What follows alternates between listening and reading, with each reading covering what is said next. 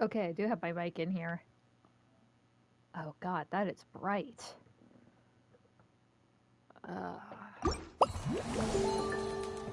That's still pretty goddamn bright, whatever.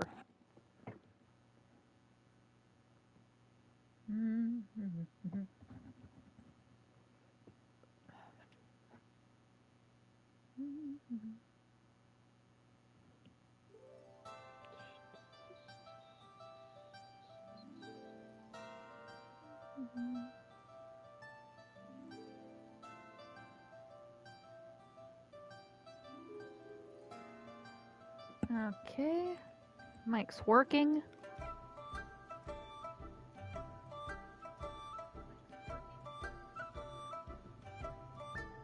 That's good enough.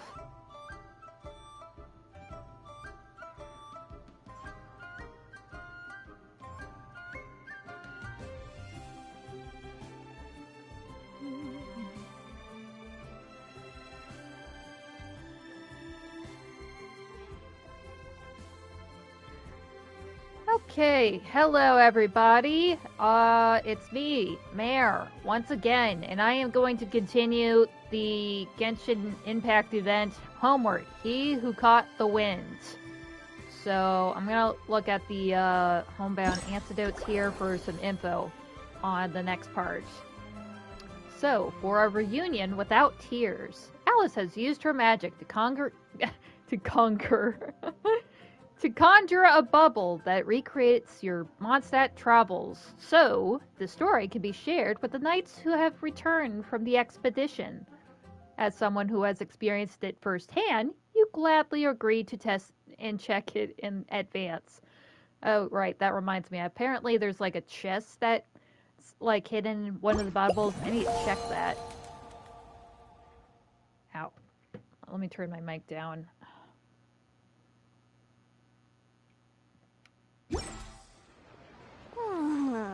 Ta-da! No! Oh, fine. Okay, I think that's better. Yeah, it's like my headset is just a little bit louder than what I need it to be. Plus, I try not to fiddle with the dial, but I always have to fiddle with the dial. I don't even know why I'm wandering over here. I was just, over here condensing some resins.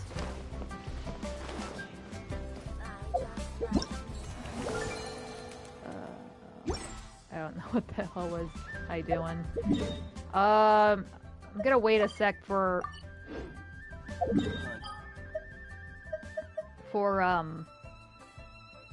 the mission to actually start, but looks like I have some Traveler's Tales and Nodcry, so I'm gonna go over there really quick. I need to check in on my, Ad Astra Abyssosk. I really need to turn off,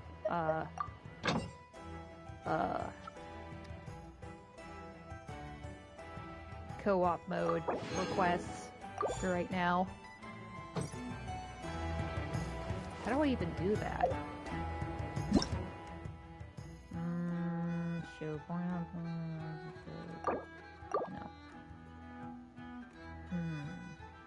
no. What is this one at the top? Anantis? Social anxiety go brr. I feel you, buddy. One of the few Mika lovers, that's Blue Katie Bug. Good for you, Blue Katie Bug. You're nice. You're very generous, but you know what? I like Mika too. Mika's pretty chill. I like him. What the hell? And this one's a Kachina main? Man, it's like everybody on here is like they're definitely tickling my fancy here. But whatever, I'm not doing some reject join request. Okay, I think that'll set it to reject for right now, so no co-oping requests coming through, hopefully. Wait, what was I doing? I came over here just so... Wait, I already checked in with Catherine.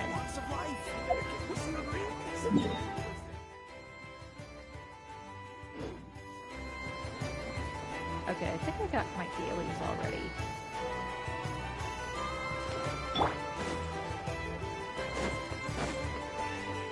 And of course I gotta check on my ore. I'm just gonna collect them. I think I have plenty of magical ore to use. That way I can build up my stores again. Alright, so where is the... Okay, there it is. What the hell? What's Illuga doing over here? Okay. Say.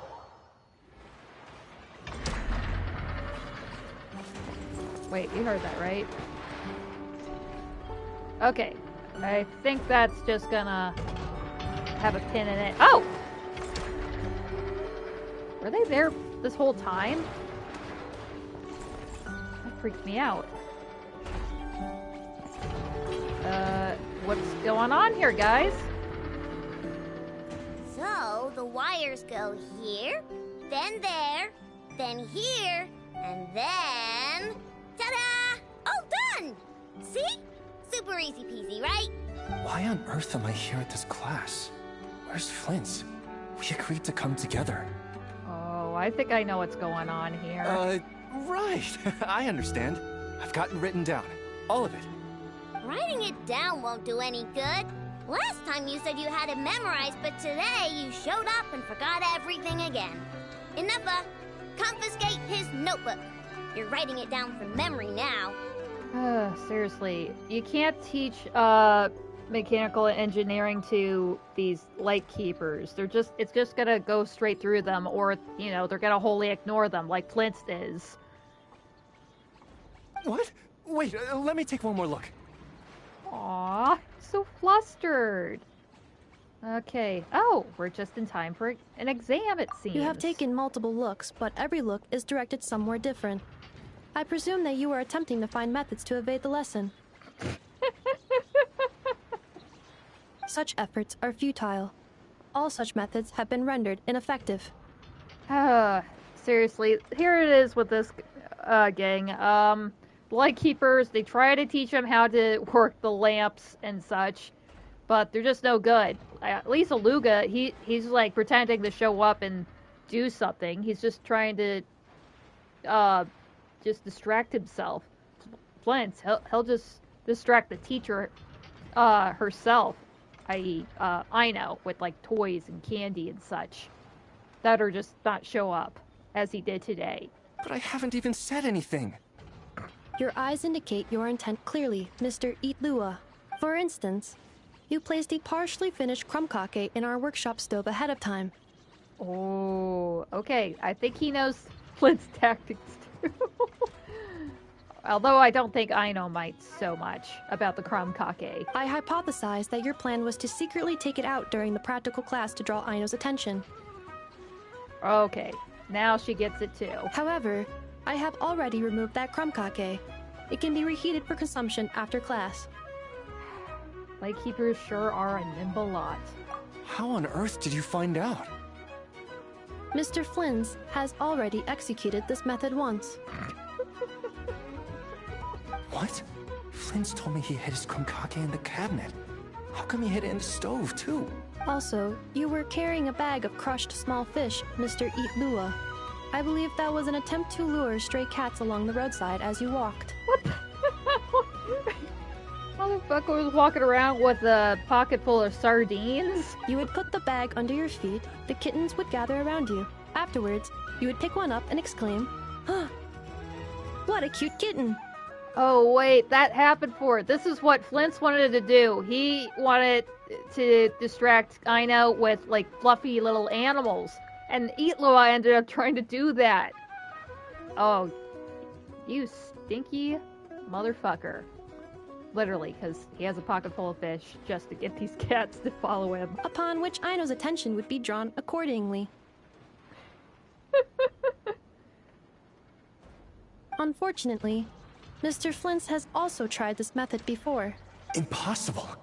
All small animals are afraid of Flint. They wouldn't dare to get close to him.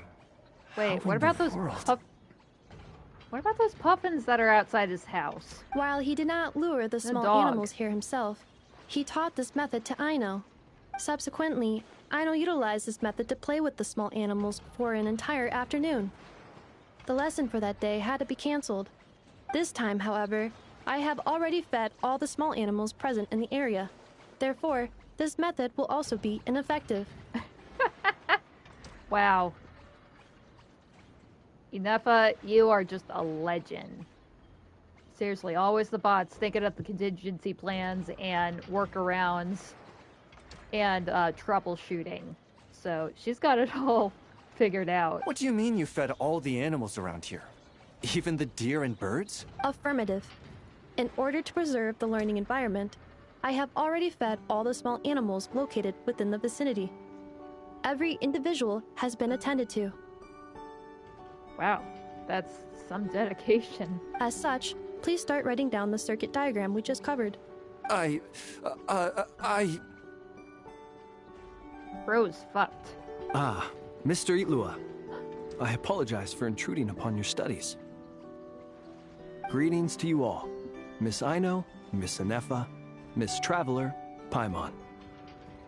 He's here! The truant is here! It is with great regret that I find myself unable to attend your enlightening lectures. However, a matter of absolute urgency necessitates both my own departure and Mr. Itlua's temporary withdrawal from this gathering. Oh, really? Well, it's a good thing you came just in the nick of time. The same non-negotiable reason has again been invoked. A matter of absolute urgency by order of headquarters. Such is life, full of non-negotiable frustrations. Well, your frustrations sure do come at the most inconvenient times. Indeed, that is why we term them so. For they have a frustrating habit of arriving at the most inopportune of moments, catching us quite off guard. Now, young master, let us be on our way.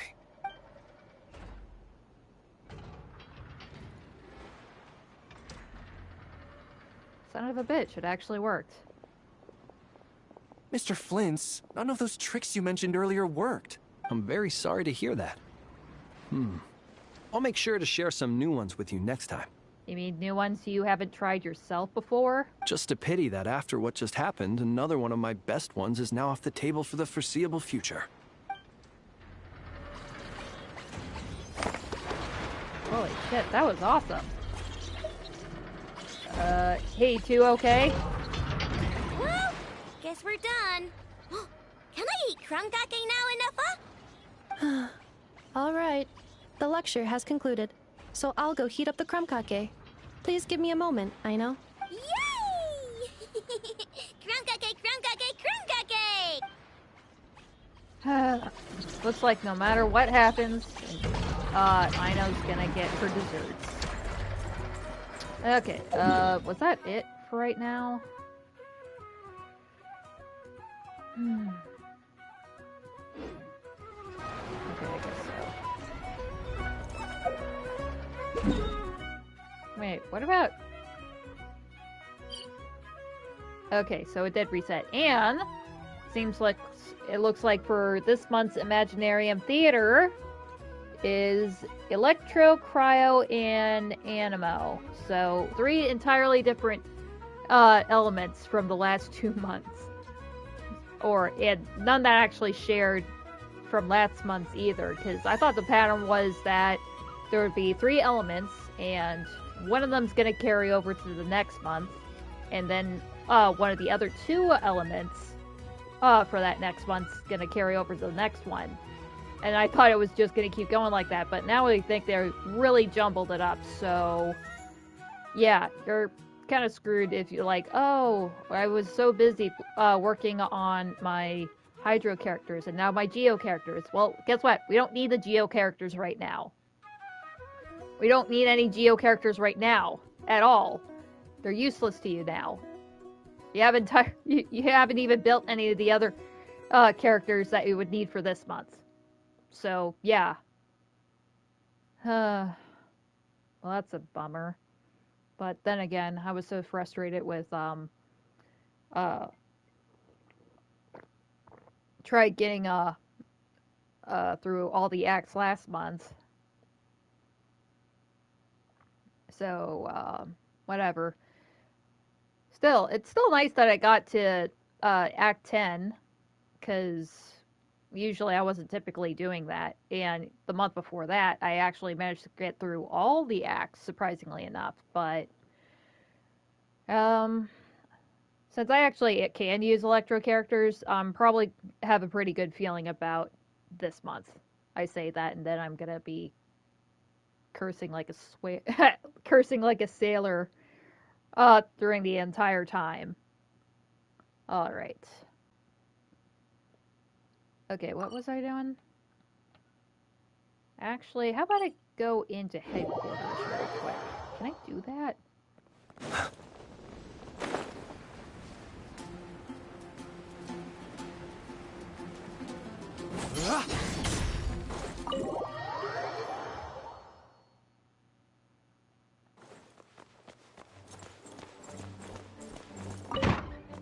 Yeah, I gotta remember to, wait. Oh, it's over at this table. I'm gonna enter this world bubble, and apparently there is a chest that's back here somewhere. That, or I don't know, dozens of people have lied to me on YouTube.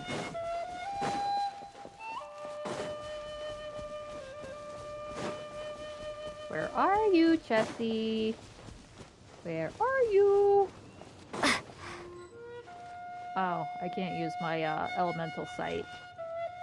I mean, then again, if I did, I'm pretty sure we'd go bonkers. I thought it was somewhere back here. I don't know. I feel like I'm being lied to.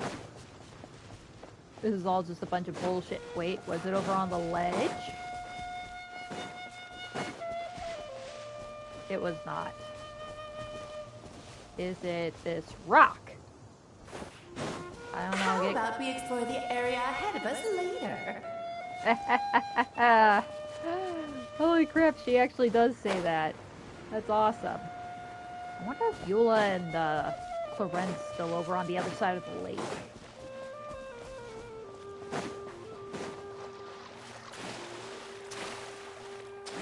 Don't worry, I have the Hydro Traveler right now, so surely she can't drown. Okay, thank God. I did not want to figure that out for real. Oh, they are here. A sword's range is limited, though, so it wouldn't be fair. Ah, of course. Then... Yeah, I already heard this.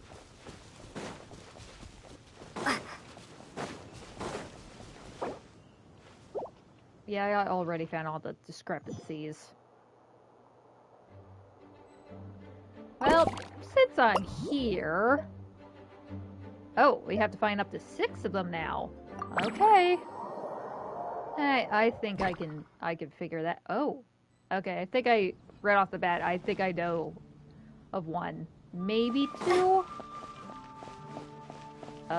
Wait, were these plants like this? Wait, these are Simulacra plants. Oh, hell yeah. I got fucking eagle eyes. None of these look like the local Mondstadt varieties. Huh? None of these flowers look local to Mondstadt. Oh, hey, Lieben. Say cheese, handsome. Where's Catherine? Okay, anything amiss over here? No. Wait a minute. Wait, were these pots like that? Okay, those are just fine. Sorry, I gotta drink my coffee. And yes, I say coffee, even though it's 8 o'clock, but I was getting a little sleepy around this time last night. So I need a pick-me-up.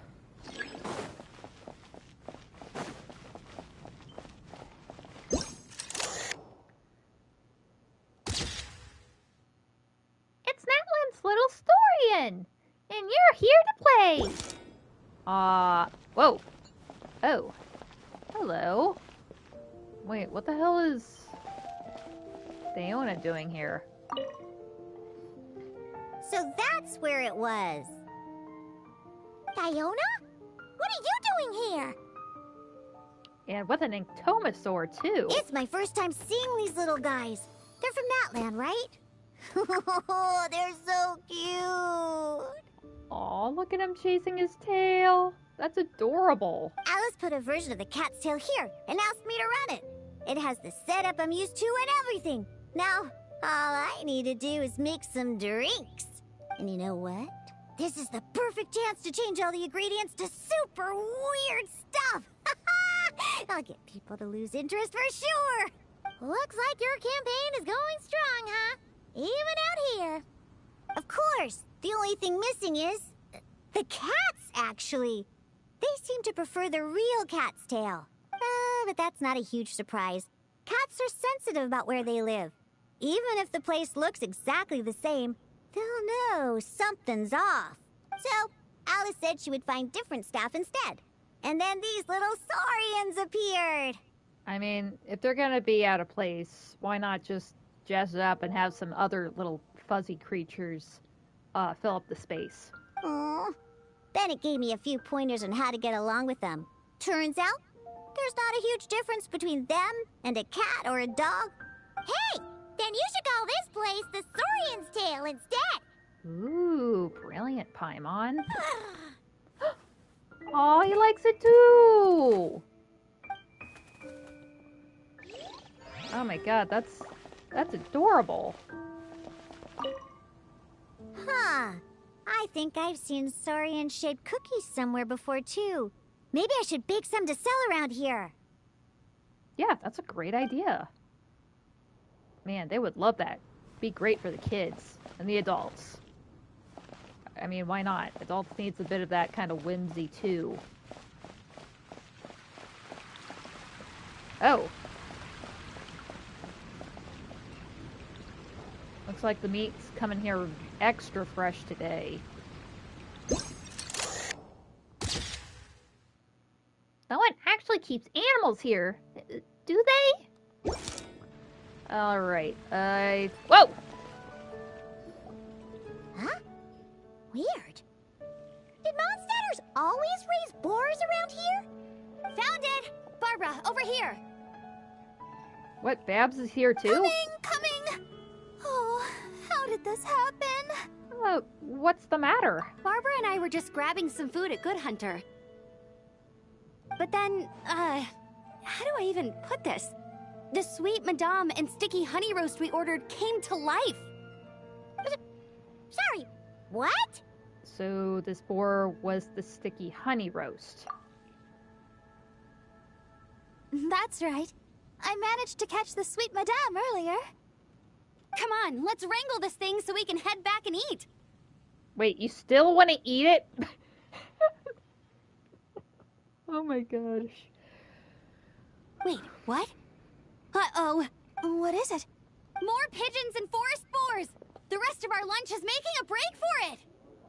Now that's some fast food.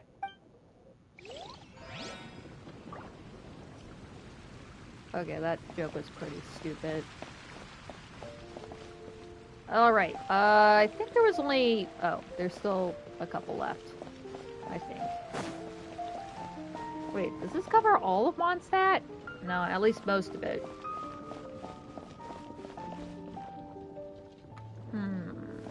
I wonder...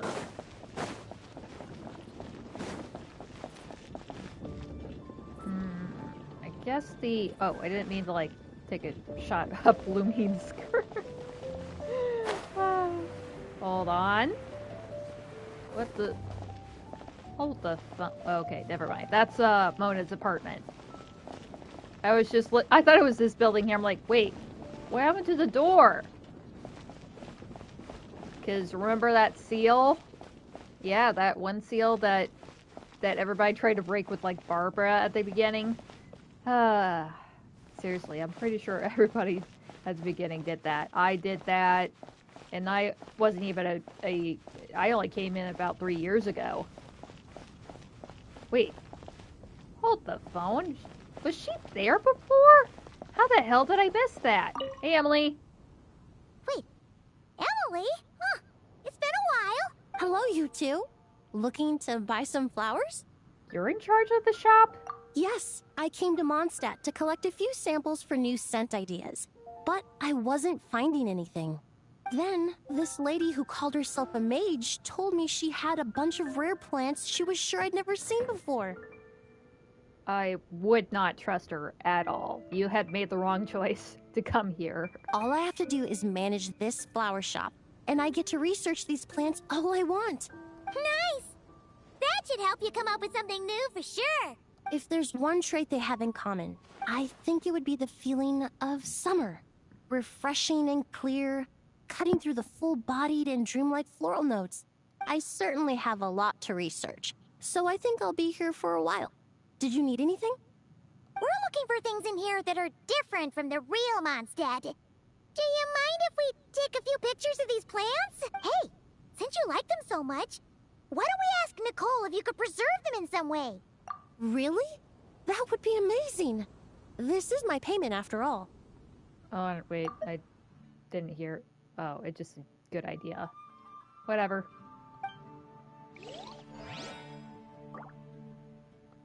I mean, I already took a picture here, so...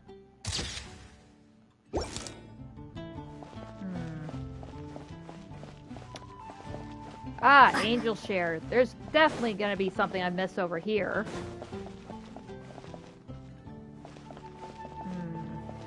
Maybe in the back? How about we explore the area ahead of us later? But Alice, I just wanted to go around the building. How about we explore the area ahead of us later? God damn it, Alice. I want to see something odd. Like, I don't know, maybe Jean's the one that's actually passed out on the street or something. Huh? Nah, she wouldn't do a thing like that. I mean, Jean wouldn't. But probably not Alice. Maybe. Okay, maybe they're... Oh, okay. That was not there before.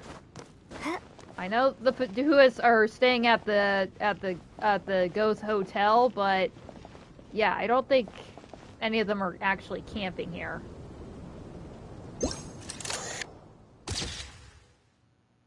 Okay, who's next? Tartaglia's gonna show up? Huh? Isn't this a Fatui tent? That shouldn't be here. Wait, but there are always those two Fatui around here chatting about stuff. So, wait, we're actually going to address those two? Let me kill my coffee really quick.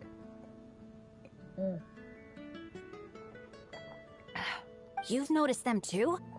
I've been watching them for a long time. Not that I've overheard anything useful. I mean, personally, nothing helpful for me. I was there. The shit that they're talking about, I was there. It's no new news to me. Guess it's just my luck. Well, actually, they seem to get information a bit slower than the Knights of Favonius. So they usually end up discussing stuff that hasn't been secret in a long time. Oh yeah, they do kind of yammer about it until, like, a year later. Damn. I guess the Fatui info network's pretty goddamn slow. Have you guys ever wondered why they don't just go home? Their mission's gotta be over at this point, right? Good point, but I have no idea. Maybe their names got skipped over on the mission roster, so they never got new orders. That's happened to me before. I suppose, but your experiences tend to be quite unique. Aren't you just putting it gently, Mika? It's possible the Fatui stationed them here long-term to keep an eye on things. Or maybe they volunteered for this position because they don't want to go back. Well, yeah, why not? It's Shiznaya. Isn't it cold as balls up there? Either way, we should have Nicole take this tent down. It's making Paimon think we're gonna have to fight someone. True, and it's not like there's a treasure chest here either. Yeah, that's the lure. That's the only reason we'd even look for these. Because there's treasure there. We get to beat up some Fatuus, take their drops, and maybe whatever chests they're guarding. I guess you're right. We don't want people getting their hopes up. Wait, you do that too, Benny? That is just vile. Sweet, sweet Bennett. Why would you do a thing like that? Okay, now we're down to 1. Wait, was this here before?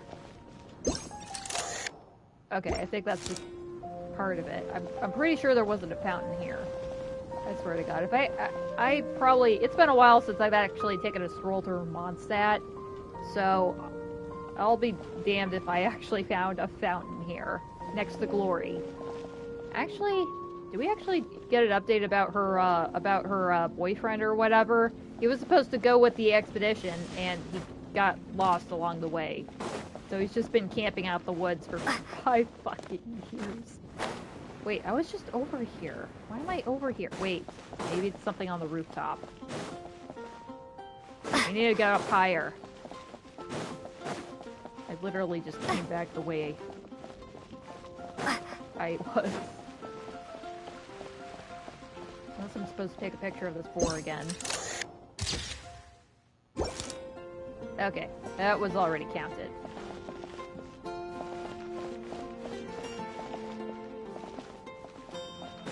Sorry, I'm trying to be strategic. Like, how did I get onto Mondstadt buildings before? Okay, it wasn't that way. No, drop. How do I drop? Oh, I'll just do that. See, I'm spoiled with Kazuha and all that. I can't remember how to drop from a wall.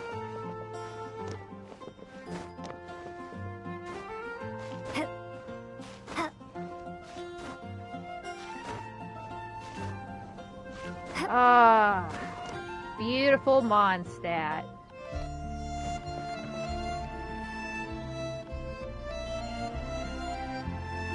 Seriously, what the hell could I be missing here?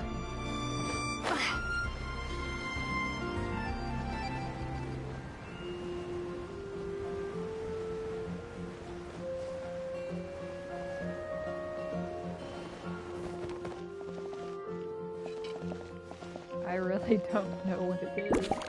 Okay, it appears an unusual animal has wandered onto the bridge? Oh. I didn't even think to look at the bridge. Holy crap, it extends out this... What the hell is that? That doesn't look like Timmy's pigeon.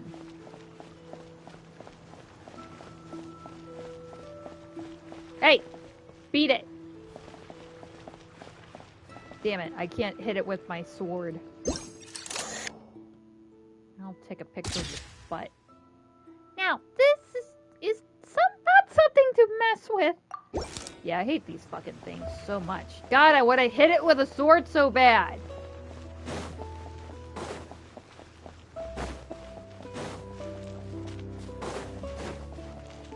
Okay, wait, can I just leave now?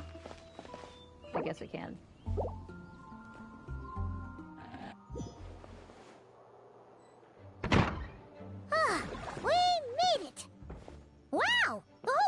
Here. Even Master D-Luke. Yeah, what the hell is Nicole and D-Luke doing in here? Wow. Jean wanted my input on everything. Even though I left the Knights, Grandmaster Varka has done a lot for me. He didn't stop me from leaving back then, or throw any administrative roadblocks my way. So I owe him one. Well, I was sad to see you go, but your mind was made up. And anyhow, you're an adult. As long as you're prepared to follow through on your choices, who am I to stop you? And let me tell you, my rebellious streak was way worse back in the day. Seriously. Yeah, you were so rebellious and now you're just some old man trying to be cautious.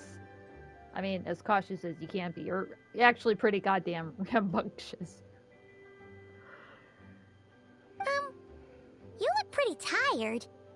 Late night yesterday? Yeah, didn't get much sleep at all. And now my head's killing me.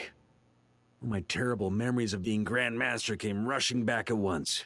What, all the administrative paperwork? Yeah, what a nightmare. The Grandmaster's wording is somewhat misleading, so allow me to elaborate. I mean, I'm sure it was a nightmare trying to get him to do the paperwork, too. We made quick work of our tasks yesterday, much to the Grandmaster's great pleasure. So he hit up his friend Charles for a few drinks. You know how it is. When you're catching up with an old friend, a few drinks turn into a few too many. Am I right? That sounds like literally any time you meet up with anybody. You've literally met nobody that's been here. You haven't been here in years, man. Of course, you're gonna just take the opportunity to just overdrink with literally every person that you haven't met in the past while. Moron. Ah, so you're just hungover. Ugh, and Paimon was starting to feel bad for you. I see. Understood. I just received word from the knights stationed at the venue that the setup is complete. You can start today's story at any time. Wait, I have a question, actually. Ask away. If everyone can experience the story in the bubble, there shouldn't be anything in there that only I can do, right? Oh yeah, Diluc was part of the initial story, too. Ah, you mean like how only you could have purified Dvalin's tears? Mm-hmm. That ability is unique to you. And to be honest, a lot of people might not even know you're capable of something like that. So they might get stuck at that point in the story. Don't worry. I thought about that. The story told within the bubble has some jumps. I've deleted the parts that might complicate things. The remaining content doesn't require the participant to do much of anything, actually. It should be like watching a play, except you get to walk around as you enjoy the performance. Ooh, that's clever. So that's why she was making the bubble. Wait! But we ran into a combat encounter yesterday when that fungus jumped out at us. We'll take care of that. Alice and I want this to be an experience even a child can complete without trouble. Yeah, why did you have a fungus? Even the slime would have been a little bit rough for them. The parts you're testing today are more stable, so there shouldn't be too many bugs. Of course, when you access the dicier sections, be sure to keep our vision in mind. Understood. Speaking of Alice, where is she? Wait, is she raising her hand? That was strange. I'm sorry, I'm just kind of thrown off how everybody emotes a little bit different. Like Varka, he's sitting so casually and all that. I mean, there was none of that shit at the beginning of the goddamn game. I remember how stiff Zhongli looked when we first met him at that restaurant. I don't even think he really moved his body at all. I think his head maybe was turned a little bit, and that was pretty much it. Seriously, I don't remember much about the early story, but yeah, I definitely remember how stiff some people were. Klee demanded some playtime with her mom. And of course, as far as Alice is concerned, nothing is more important than a request from her daughter. All right, they finally get to hang out. Mom's back home, so she can have some sweet mommy-daughter time. That's awesome. Yep, that checks out. Well, let's get this show on the road. I'm ready to witness our honorary knight story firsthand.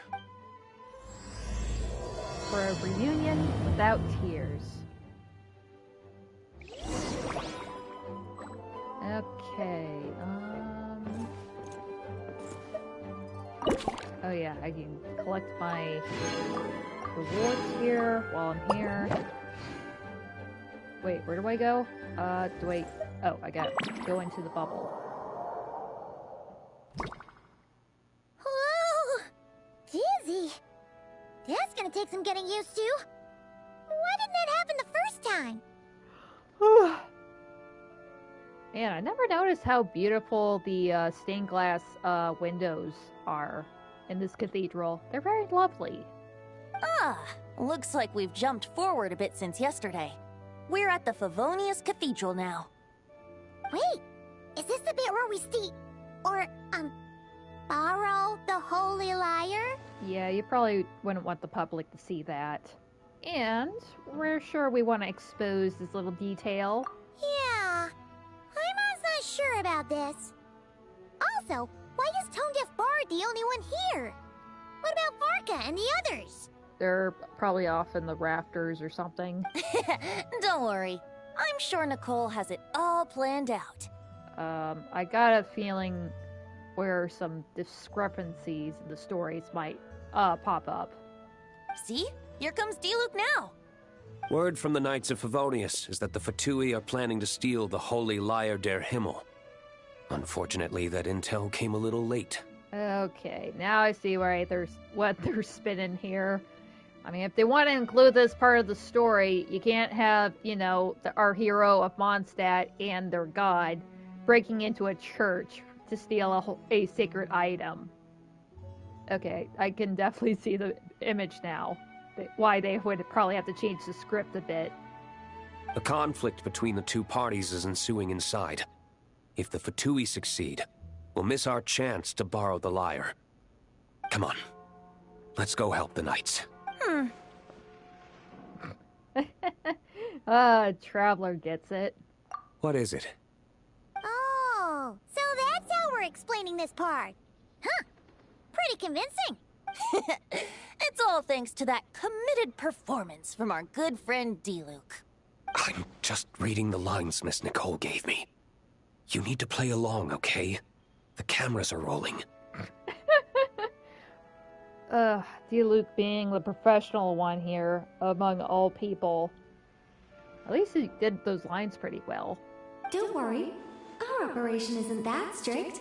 If there are slip-ups, I'll just delete them later. Feel free to take a relaxed approach. Wait, that was Nicole's voice? Where's it coming from? Probably that small bubble. That's right. This is a kind of communication magic. The same one the Knights of Favonius used to get in touch with me earlier. If you get stuck at any point, you can contact me through this magic, and I'll provide a few hints. How very convenient. I suppose, given how the story is progressing, we don't have to worry about borrowing the Holy Lyre then. Yeah, we're not borrowing, we're protecting, I assume. That's right. Obviously, we're not including the stealing part in this version of the story. After all, the Fatui were the ones who ended up with it. Borrowing, stealing, leaving out that detail doesn't change the direction of the story.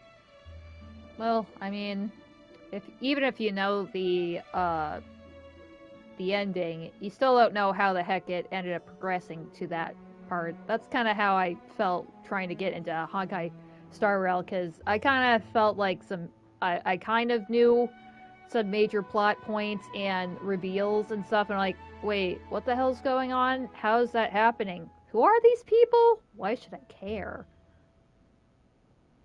But then I still cared a little bit, and I cared a little bit more figuring out, oh, these people are so nice. And then they get stabbed in the back like 3 times or something. God bless Firefly. Anyway, the Knights are currently fighting to protect the Holy Lyre. Varka and Jean are already in the underground area. We should head over as well. This is like getting to read the script before watching the movie. I wonder what would happen if, this time, we managed to catch the Fatui thief in the act. That would complicate things. Worst case scenario, we might need to do another take. So if you could refrain from going off script, that would be great. Okay. Someone's got an axe to grind.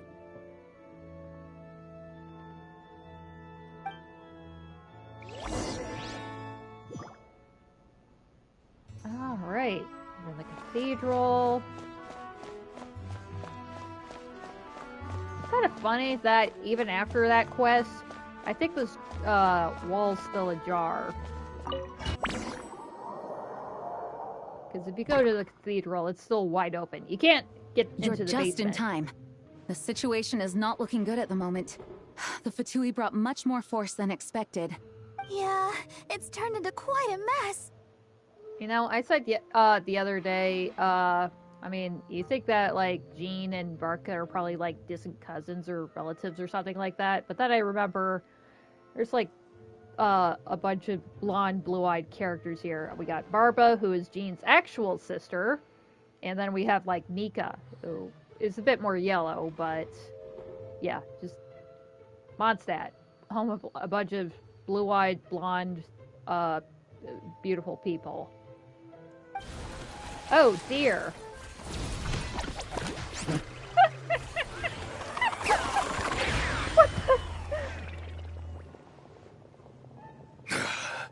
You're not bad, boy. Against the Fatui, though, you'll need to try harder than that. Wait, did they commission the Adventurers Guild to play as the Fatui members? Then, oh my goodness. You ain't messing around, huh? Take this! Oh no! If this keeps up, the Holy Liar's gonna be... Ugh, sorry. Paimon can't do this. Nicole, shouldn't these people be wearing Fatui costumes at least? Yeah, it's kinda hard to get in the zone when our opponents look like average guild members. Huh, let me see here. Ah, it looks like magical autoload has been disabled, so the Fatui costumes didn't appear. I'll get that fixed. Just ignore the problem for now and continue with the scene. Remember, this is a tense moment. Got it. In that case, I'll evacuate the members of the church right away. All right, thank you. As you see, Traveler, the situation is dire. We need to retrieve the Holy Lyre and get it back to headquarters. Looks like the Fatui are tied up fighting the Knights.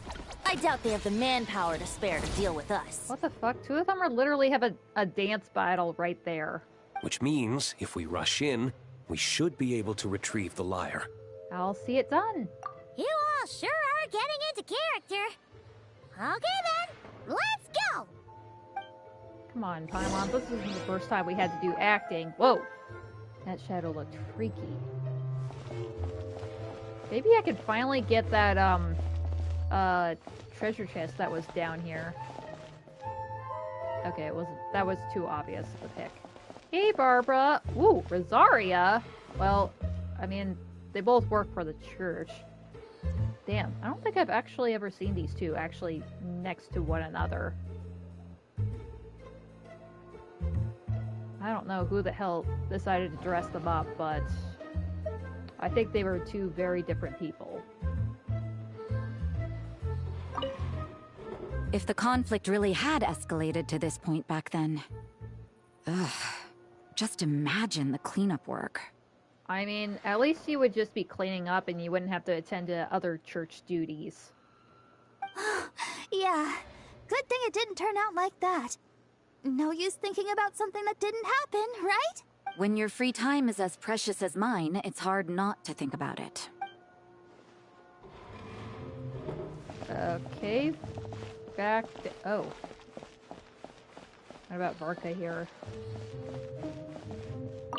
I couldn't keep up with you after all, Grandmaster. It's like you've gotten even stronger since I last saw you. Expeditions have a way of doing that to people. Ever consider taking your adventurers out on a long trip? Ah, I think I'll pass. Yeah, he's kind of an old dog himself. Are these two just... No entry! This place is under Fatui jurisdiction. Wait, is that a Natlin character? What the hell? Nice. Wait, what about over there?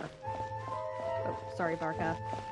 Almost ran into his big, muscular titties. Sneaky, sneaky. Okay, these two are just chilling here. How that? Oh. Sorry, I was just playing Honkai. Seriously, it's just like, I played Honkai so much that I realized, oh, I could actually jump over this stuff. Oh, it's Jack and Kaya. I never thought I'd get the chance to spar with the cavalry captain. I'm always up for a duel. As long as you treat me to a glass of wine after we're done. Excuse me, boys. What the hell is a ladder? What the heck? Albedo? Lisa? What a coincidence. Or perhaps I should say, great minds think alike. Yes, well, this looked like the most relaxed part of the performance. I'd prefer to get this over with and return to my work as soon as possible. I'm assuming you feel the same, Miss Lisa? Of course. After all, this place suffers from a dire lack of comfortable chairs and good tea.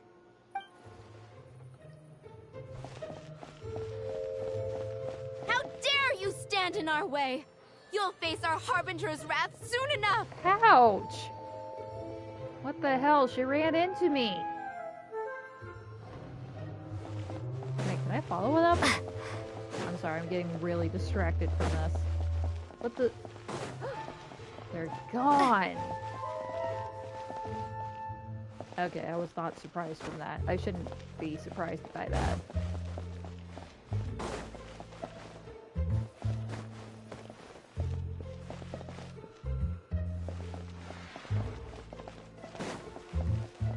Okay, I don't think there's actually a chest over here.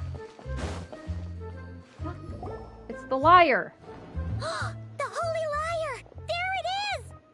Well, well, well. It seems our outer diversions were most effective. The knights know not that the true danger lurks right beneath their nose. Damn, she's got some cool head ornaments with her. It's no wonder you're known as the youngest, most capable electro-Sisson mage in your unit. You can read our enemy like a book. No! We're too late! Put the liar down. Well, look at Jean taking charge here. You heard her! Put it down and put him up! Or this is gonna get ugly! Wait, why are you the only one with a costume, Fischl? How is she not the only person without a costume? Why, because I fashioned this headpiece myself, of course. How does it look? I am the spitting image of an electro-Sisson mage, am I not? Actually, quite the likeness. And I suppose I look enough like an electro-Sisson as I am.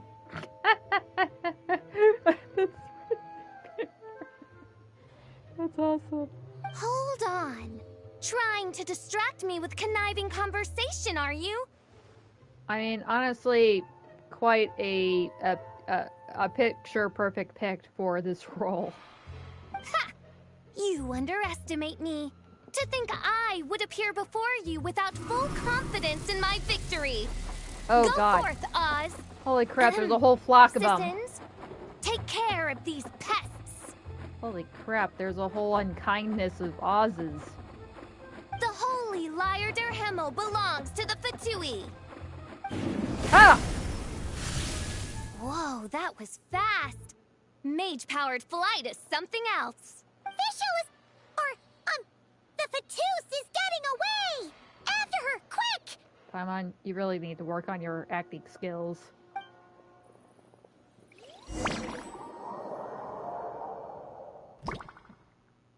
Here, take it away, and don't let them catch you. That's nothing the gliding champion of the Fatui can't handle. Okay, she's playing ball. Come on, we have to catch up to that that gliding expert from the Fatui. Oh no! She's getting away! Holy crap, this is awesome.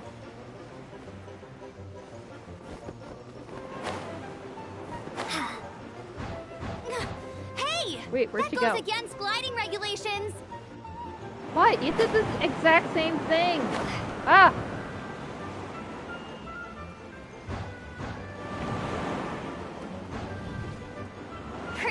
tough, aren't ya? Well, let's see how you handle this. Uh-oh.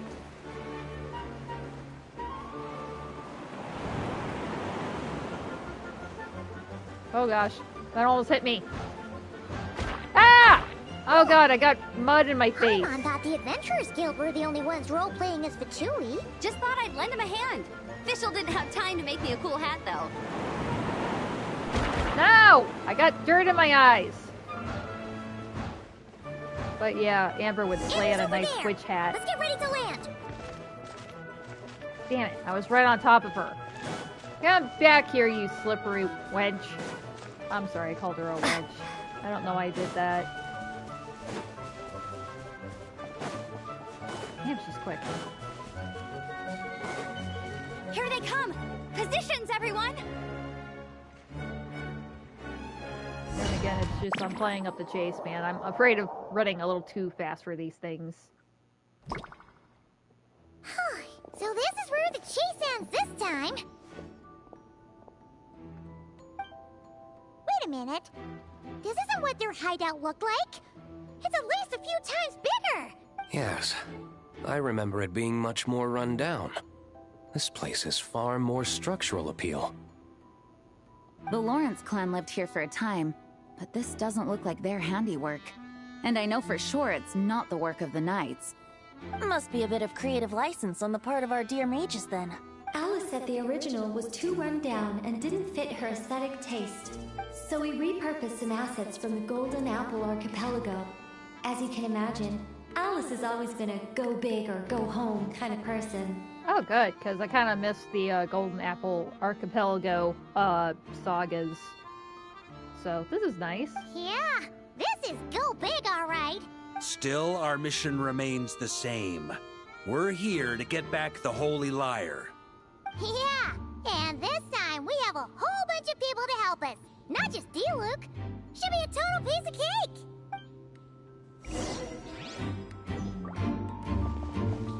Oh, wait, I changed my outfit.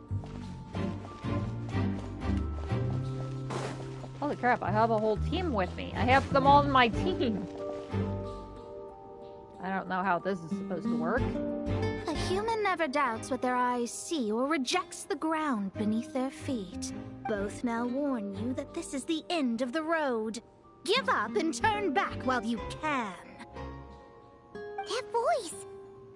Is it Mona? Of course, I would rope her into some acting gig or whatever, just to make her embarrassed. Mona? Oh, you mean Barbarloth's student. You know about her?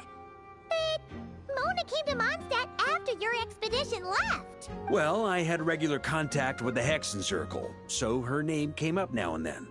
The whole thing about her messing up and being too afraid to go back? Yeah, I know that too. What? But oh, that got her, goat. how? No one in the Hexenzirkel should know about that. It's the Hexenzirkel, honey. They know about everything. For real? Sorry, but I'm pretty sure all the mages know. All of them? I'm afraid so. Oh, except Rhindaughter, I suppose. Man, Reiner don't give a fuck about her. She didn't give a fuck about nobody. Fine. That's just fine. It's not like the old hag's gonna come find me in Mondstadt to settle the score, right? Anyway, how do we cross? I'm not telling. Aw, come on. Don't take it out on us. I'm not. This is unrelated. Besides, I'm playing a Fatus whose job it is to issue riddles. You can't just ask me for the answer. All right. Almost forgot about that. If you want the answer, think back to what I said at the beginning. Can't I just use Varka's super jump just to leap across the gap? That should do it. Yeah, let's just do that actually. Oh! No! That did not work. It did not work. Can I just walk through? Oh! So there is an invisible path. Okay, so I think I'm here, and either way. Alright. Okay, there's definitely a couple spaces there. Oh, it sounds beautiful too. Sorry, I thought it made like little keynote sounds. So I go over here, and I have to go forward 2 more spaces, then left one. Alright. And then upgrade to the side.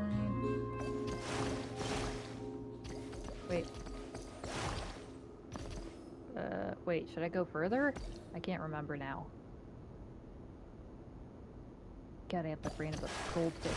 Or my memory of a goldfish? Okay, I'm almost there.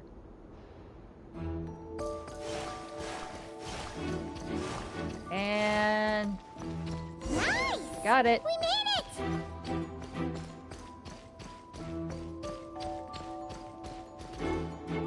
Any treasures over here? Okay, I can't go over there. Mika!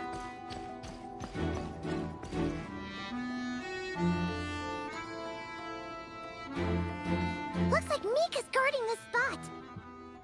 Oh, hey! It's been a while. Hello, Grandmaster. Hello, everyone. No. Wait, my line... how did you get in here? I would think you have bigger concerns right now. Tell us where to find the liar. Oh man, poor Mika. He's just like so friendly with everybody. It could actually be the enemy and he would say, "Oh, hello everyone." And then there's Diluc who's sticking to the script. But then again, this isn't all that different than how he acts normally. It's locked in the back room, but good luck getting in there. 3 crests are needed to enter, and each one is guarded by a Fatus. Well, I mean, that was still pretty helpful. Wait, but in real life, we only needed 1 key. Well, we need to stretch things out. We wanted to make it more interactive, so it's 3 keys now. Yes, but there are 3 locations to visit. If there was only 1 key to be found, there's a good chance the encounters set up at the other 2 locations would go to waste. All our actors worked so hard to memorize their lines. It would be a shame if their part got skipped over. Fair point. They're playing through the story just like us, after all. To be honest, when I first read my lines, I was kind of confused at how I just give up the intel without a fight. Okay, at least he knows his position's a little bit strange, but look at him. You can't make this guy be a bad guy. He wears cute little pants, has oversized boots, and has a sweet demeanor. You can't expect this guy to be a roughhousing Fatui. But when I actually had to stand up against all of you, it made sense. Okay, well, at least he's a smart Fatui. I mean, Mr. Diluc practically had me in a cold sweat. Really? I only had 1 line. And boy, did you knock it out of the park. Aha! Yet in a game of cards, it's the ones that remain unturned that strike the greatest fear in your opponent. The same principle applies here. That's right! And I've been told you have quite a few tricks up your sleeve, Mr. Diluc. Oh god. Not only are you nice, you're super nice. You're flattering, man. You're flattering your enemy. Anyway, you can head in now. Everyone should be ready. One moment. We can't quite end it like this. I believe you have 1 more line, Mika. Oh god, don't tell me he has to, like, feign death or something like that. Do I have to say it? Say it, say it. It would benefit the scene. All right. Oh, poor Mika, he's such a pushover. I told you everything I know. Now leave me alone. And off he goes. Okay, that's more like it. Well, it's nice that they included Mika in here too. What a sweet guy. Okay, where the hell do I go? I guess we're going this way.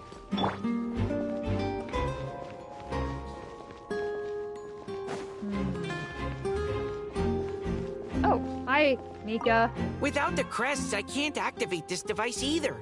Like I said, I told you everything I know. Just leave me alone. Can you at least tell me where the other chambers are? Man, I thought I lucked out with just a few lines, but it still wasn't easy to pull off. You did great, sweetie. I'm proud of you.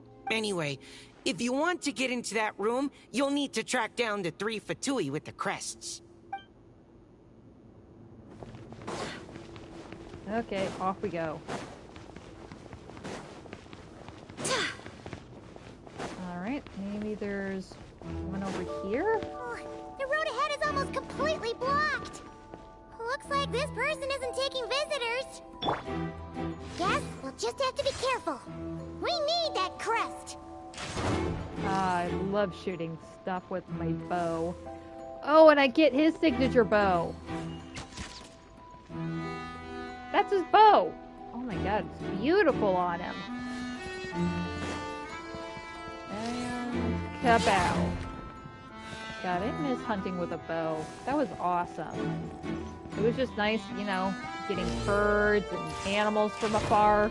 Just sniping them all with my bow. It was awesome. It was so easy and fun. Durin! Coming here first? I'd reconsider if I were you. Whoa, you sounded so dark. Ha! You've been warned. Continue at your own risk. Oh my god. Okay, this guy is locking in.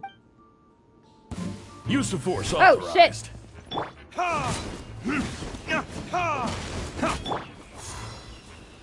Resistance is futile. Save yourself the pain.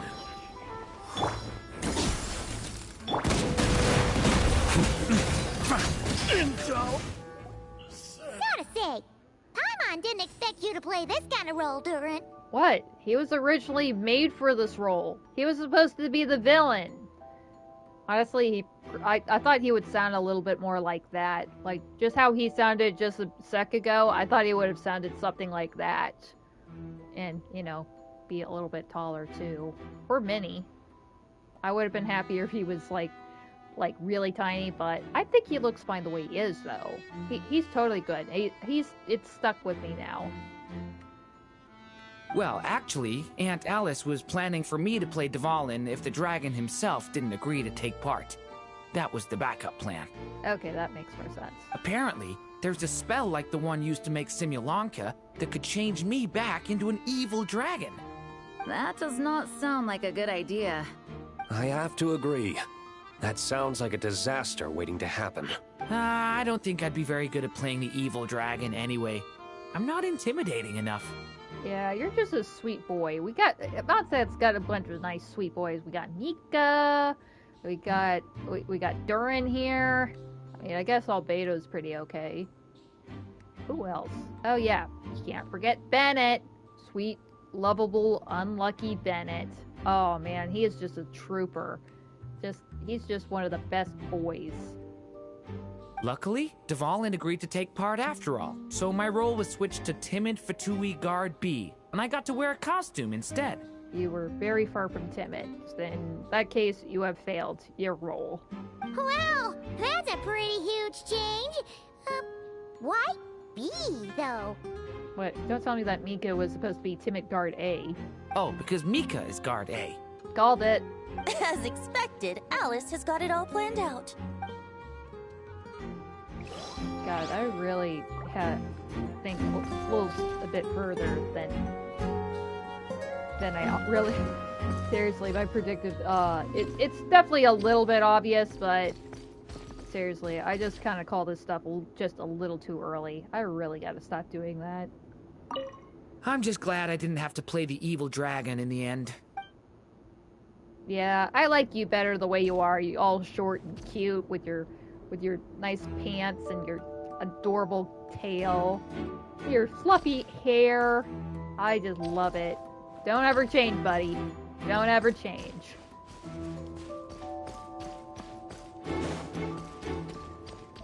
Okay, where to now?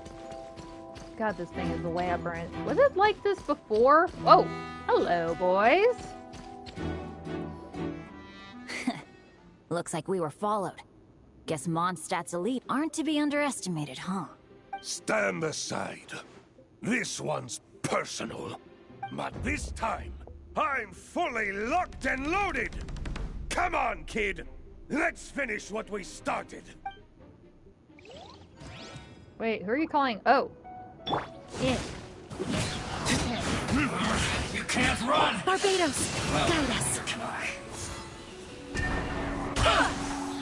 Brace yourself. Think you can get away? Don't be a killjoy! We've only just begun. Okay, and we have to do it without Barca. You win! Somehow this round wasn't quite as fun. God damn it, he's blonde and blue-eyed too. Well, his is a bit more turquoise or green, but whatever.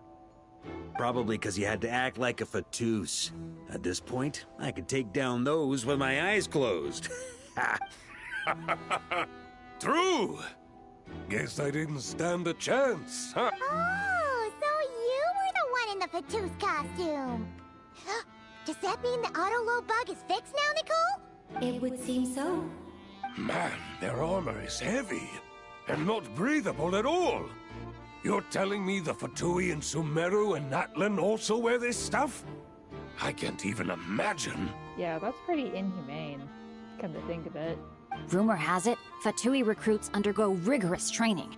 I feel like there's some truth to that after all. Let's see, delusions might also be involved somehow. Yeah, I'm pretty sure that just default benefit to having a delusion or even an actual vision is that you just get a little bit stronger. You have like a bit of a strength buff. Well, even though we lost, Dad had fun for sure. Here's the crest I was guarding. You've earned it. So wait, Cyrus is one of your dads? Cool. Oh, and Bennett told me about what happened in Natlan. How you helped him navigate his past. It's hard to believe we finally have answers after all these years. Yeah, you think that you guys would probably look into it a little bit more? Especially since one of your members, you know, passed away after returning home with this baby. You think you would probably look into, like, where he probably came from or where he got picked up from. But whatever. He was healthy. You were happy to bring him up right. And that's what matters. So, on behalf of all the adventurers in Mondstadt, truly, I can't thank you enough. Well, that's what friends are for, right? Speaking of, how have things been since you got back, Bennett? Same old, same old. Bad luck included. But that part's nothing new, so I don't mind. Well, I'm glad that he's kind of adjusting with his identity that, yeah, he is actually from Natlan, but it doesn't erase the person that he is already. Just a nice, rambunctious, somewhat unlucky adventurer. And he's fine with that. But I'm pretty sure he really enjoys going back to Natlan, so he has, like, a brief time where he's not going to get pelted by rocks or lightning or cabbages in his treasure chests. I do miss the Asha, though. I hope I get the chance to show them Mondstadt someday. That would be nice. I think you can actually, if you try really, really, really hard and are kind of careful about it, you can actually bring Saurians and the Asha all the way to Mondstadt. It'll take a while, but people have done it. It's insane. Then again, those are probably the same people that don't open up all their waypoints either, so they're probably used to hoofing it. Talk about bad luck.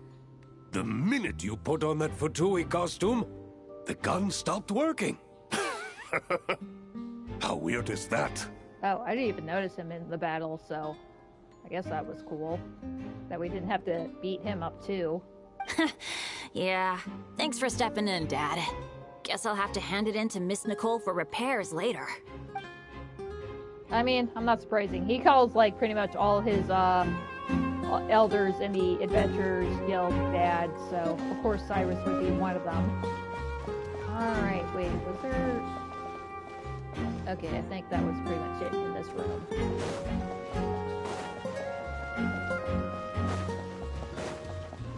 Okay, ooh! This is where we started, right?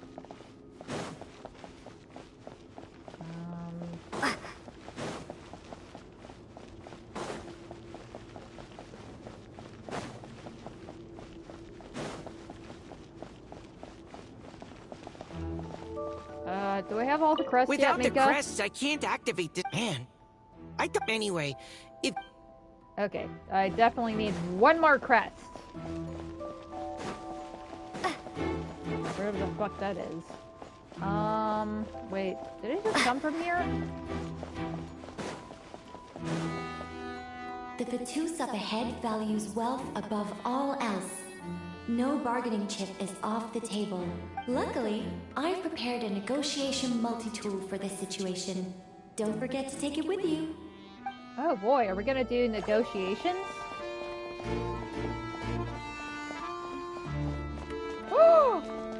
Holy crap, she just handed me a shitload of money.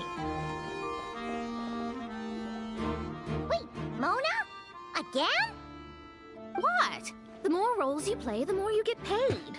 That's what Alice said. I was hoping to do even more than this, but it is what it is. Anyway, the crest is with me. All I need to know is how much you're willing to cough up to get it. Let's talk business, shall we? Oh, okay, yeah, we do have to negotiate with her.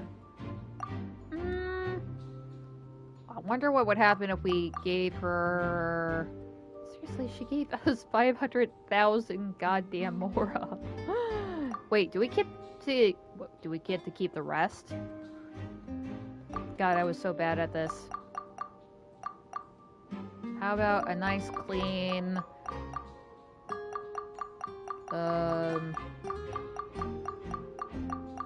Come on, one more. A nice clean, 375,000. Fuck. I could have done this the whole time.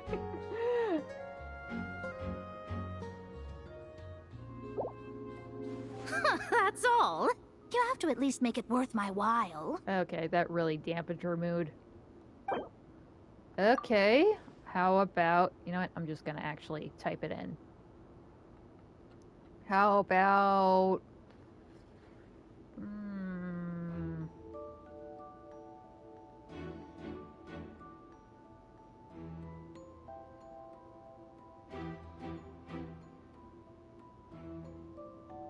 $50?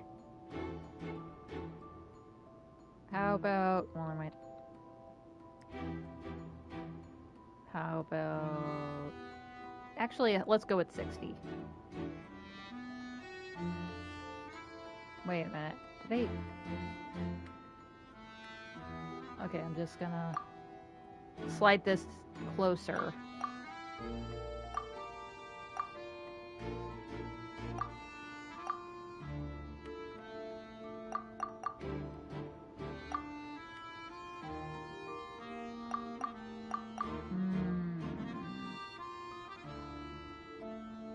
Okay, wait, does that not say 500,000? I'm too far away. Yeah, that's 5 zeros. What the fuck? Something's wrong with me here. Nope. Okay, would this appease you? Good enough for me. Gotta know when to fold, right? I think it was a little more than half, Alright, though. here's the crest. Huh. And with that, I'm off the clock. Oh, and by the way, word has it you accomplished something major in Nodcry. You reeled in the true moon from beyond the false firmament. How did you know that? Well, I spend most of my time staring into a scry glass, after all. If something changes in the sky, you think I wouldn't notice? Yeah, I think that's gonna throw off a couple star charts now. Hydromancy uses the false stars to reflect true fate within the water. Now, I can't help but wonder what I would see if I cast a reflection of the true moon instead. Of course, I need a whole new set of equipment to look into that, which means shelling out a whole lot of mora. So I've been taking on a lot of odd jobs. Yeah. So fun fact, I mean, she's not really like, people say that, people that are, that have visions, they're rich as hell. I mean, I think she has quite a lot of money, or at least she should make a lot of money because she ends up spending it all on her craft. So, at least that's quite diligent. She's definitely willing to put some elbow grease in. No wonder Alice gave you quite a few parts in this. Generous compensation, minimal manual labor. It's been a good gig. Plus, the Hexenzirkel never promises an amount they can't deliver. Even though her daughter is, in some part, responsible for my predicament. That was a long time ago, and I know Klee didn't mean it. Wait, what was that again? I can't remember. Or was that something I wasn't even a part of? It's a good game. Even though her daughter is... okay. I don't really remember what that was. Huh. I guess the moon's a big deal in hydromancy. Just spitballing here, but it kind of sounds like your progress would be much faster if you, I don't know, just contacted Barbeloth directly. Yeah, is she actually on speaking terms with her master? Oh, come on. Enough about that old hag. You're doing this on purpose, aren't you?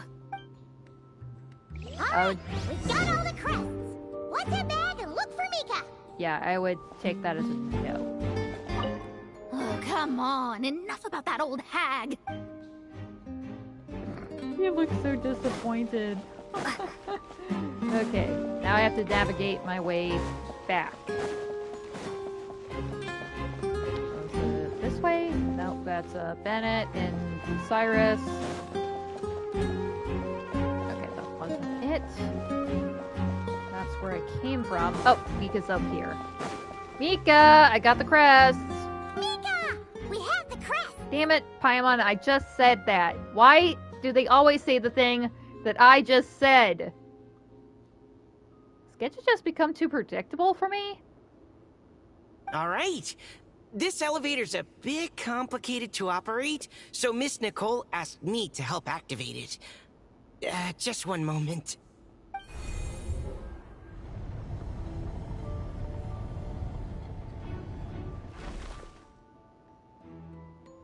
Thanks. No problem. Best of luck up there. Shouldn't you be a guard? Shouldn't you be against us? Why are you wishing us luck? Also, you called the elevator for us. Huh. I don't remember Fatui being this nice. Where's the fun in that? Of course you want to make things difficult. Come on, let's get out of here. Alright, you're doing a wonderful job, Mika. I appreciate you. Best of luck up there. Alright, off we go.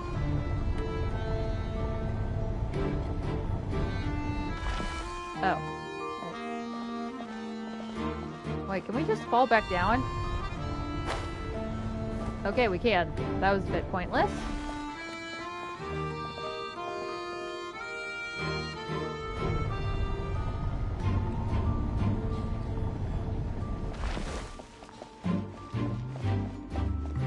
Security's tight around here. I hope this is safe. Really? There's not a single soul here.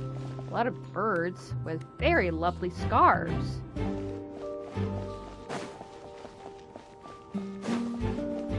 Okay, a lot of birds with very lovely scarves. The Holy Liar! Here it is! Oh no! But Paimon remembers something about a...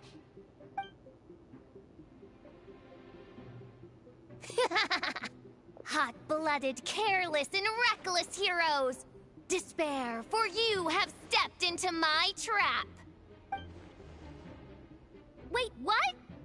All it did was lock the liar up! What? We can't take it if it's locked up. We can't get to it. So, You're surprised by your own trap? Well, I wasn't the one who designed it. All Alice said was that activating it would turn the tables. I see. That checks out. They laugh as if they already know what is to transpire. I do not have a good feeling about this. Allow me to clarify before we proceed. How was it that the lyre was retrieved back then?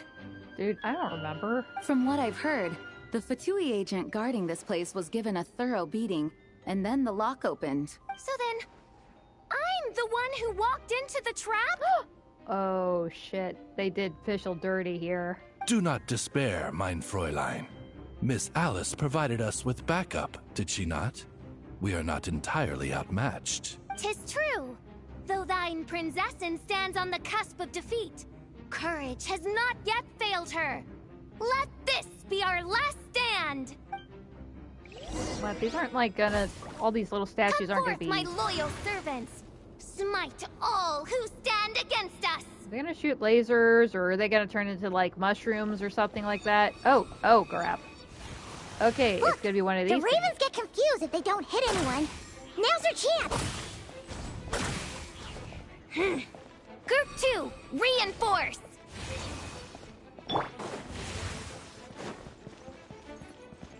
Hold on, wait. Point is... Burn! Crap! I sent it in the wrong direction.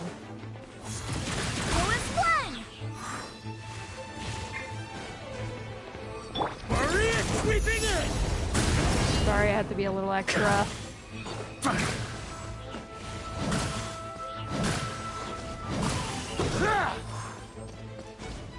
Wait, Group was that 3, it? Group 4!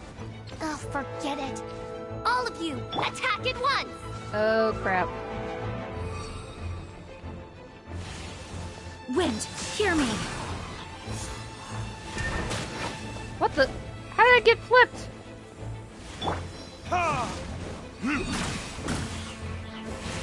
Ow! Okay, I'm making this way harder than it needs to be. Can I take him out with just Venti? Yes, I can. See? I don't even really have to move from this spot. Ow! Damn it.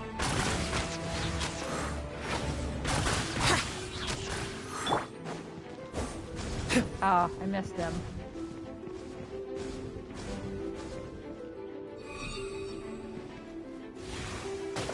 What the? I was barely standing next to it.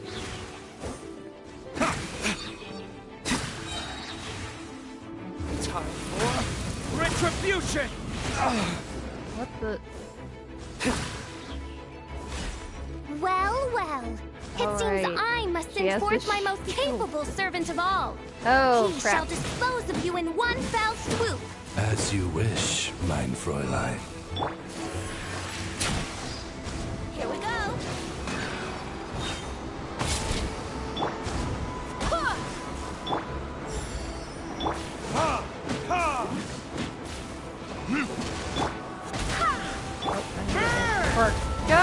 There we go.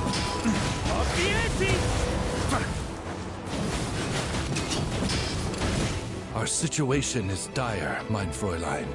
It seems this is the end of the road.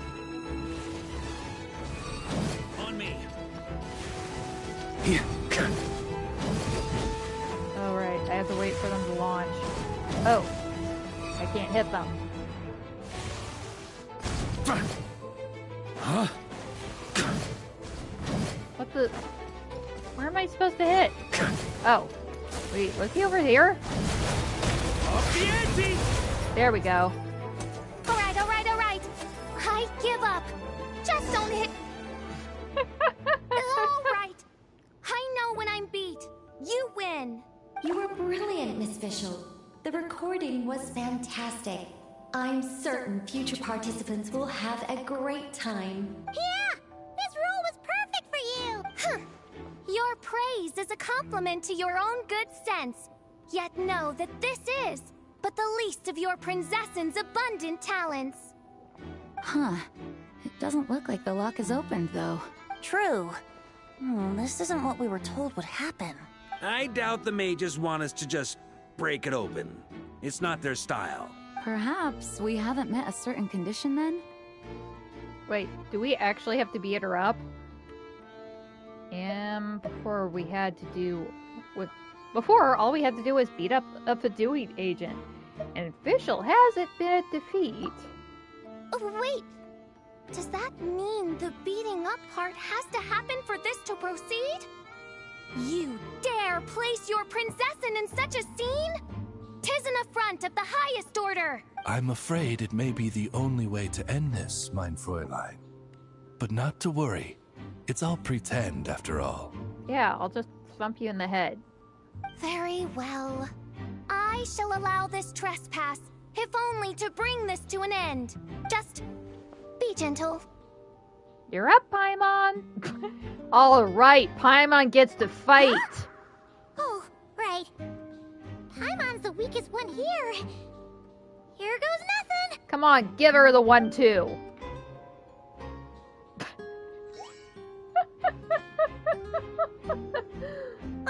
It's open!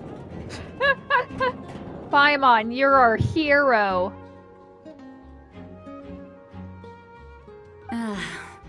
Miss Alice does love to tease, doesn't she?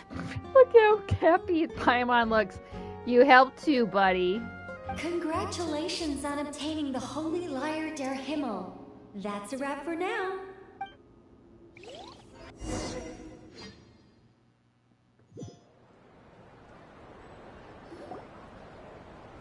As the performance within the magic bubble comes to an end, the actors return to the real world, one after another. Barca and the Good Hunter staff set up a banquet from the cathedral.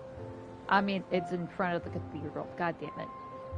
Inviting all involved to celebrate. Wow! This is quite the gathering. Ooh, nice. Do you smell that?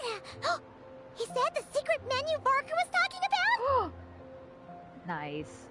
Looks like we get to try it out after all. Oh, Paimon's stomach has been rumbling this whole time, so she's gonna dig in. Don't forget to grab some food before it's all gone, okay? Will do. Oh, hello. Did you need something? Nope. Just noticed that you seem a lot more relaxed for once. You know, we often threw banquets like this when I was little. But then, as more and more of our ranks left on expeditions and I was left in charge, the number of celebrations decreased. I'm not the most natural entertainer after all. Now, seeing a gathering like this after all this time, I can't help but feel a bit regretful for not keeping up the tradition. I mean, everyone leads in their own way. Well said, Traveler. Barbara? You told me you wanted the expedition members to feel at home. But in my eyes, the feeling of home isn't something you can force. Home is... what happens when we're all together like this? Ah, you're right. And you know what? I've been coming to the same conclusion. The location isn't the most important factor. No matter how far we get from Mondstadt, home is wherever we're together. Oh yeah, if you saw the guys over at that camp in Nodcry, you would definitely feel like you were at home right there too. Let's see. The return of the expedition forces is a good thing. I mean, you deserve to enjoy it too. I appreciate the kind words, you two. I will do just that. Yeah, maybe you have some people to help with your paperwork for once. Make sure to do the same, Traveler. It's not often you get to make it back here. There's a lot of people waiting to catch up. Now that we're outside the bubble and no longer in character, there should be plenty of time. I will. Hey! Honorary Knight! Huh? Look up! Oh, crap. Pretty stellar view from up here, and the breeze is nice too. Care to join me? Wait, isn't like the sisters gonna yell at you for being up in the hands of Barbados? Oh, of all the places to sit, it just had to be there. Well, to each their own, I suppose. Just be careful on the way up, Traveler. Wait, you're letting me climb up there too? Hold on, Barca. Give me a sec. I want to mingle with the crowd over here. Hey, Noelle! Noelle! I've been looking everywhere for you. Come on, join us. Just give me 1 second. I need to bring a few crates of drinks over first. But I'll be done soon, I promise. In that case, I'll help you out. Aw. Jean? Wanna eat at our table? A whole bunch of friends are there. All right. Let the relaxing begin. All right, everybody's gonna cut loose now. And what about this group over here?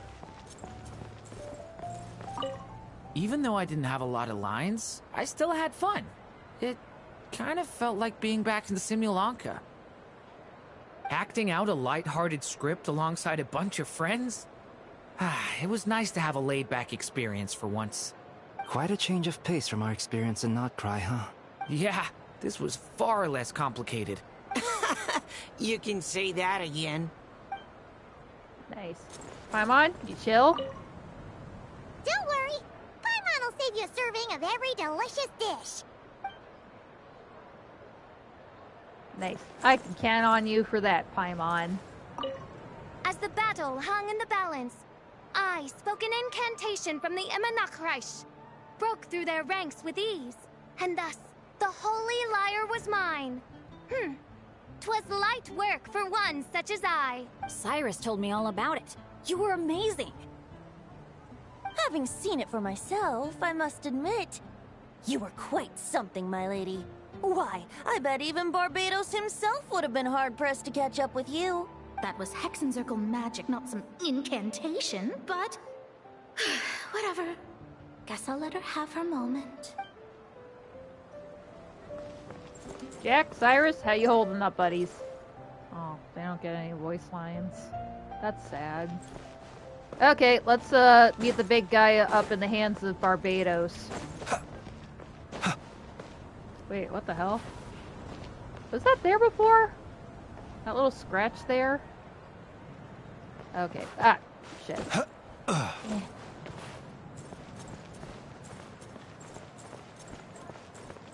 Ah!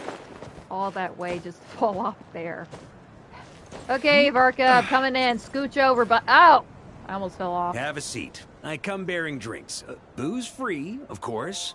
You're welcome. Oh, generous of you. Ah, well, that's what being home is all about, right? Letting go, feeling at ease. Figure we both deserve that after all this time. Mondstadt does feel like home. Yeah, I'm kind of getting a nice warm feeling doing this event. It's so wonderful getting to come back to Mondstadt. It definitely is leading in back to circling back to the beginning of the game and how this felt like. Plus, I think the new expansion is supposed to be like in Mondstadt. I mean, definitely one for Not Cry, but there's definitely going to be an expansion on Mondstadt too at some point, like Dormant Port, that we've heard so much about. You think so? Glad to hear it. There's no place like home. That's what people say, right? The expedition took me far and wide, and still, little alcohol in my system, it would all come back. The cathedral, the statue, the windmills in the city, the pigeons and dandelions in front of the gate. The further away you get, the more you miss it. I might be biased, but it means a lot that you care about this place. I mean, this is where things began for me, in Tibet. Still, he is more important to me than any specific place. I get that. The people are what make Mondstadt what it is, too. All the carefree kids running around, livening up the place. Which reminds me, I never thanked you for helping Mondstadt out back then.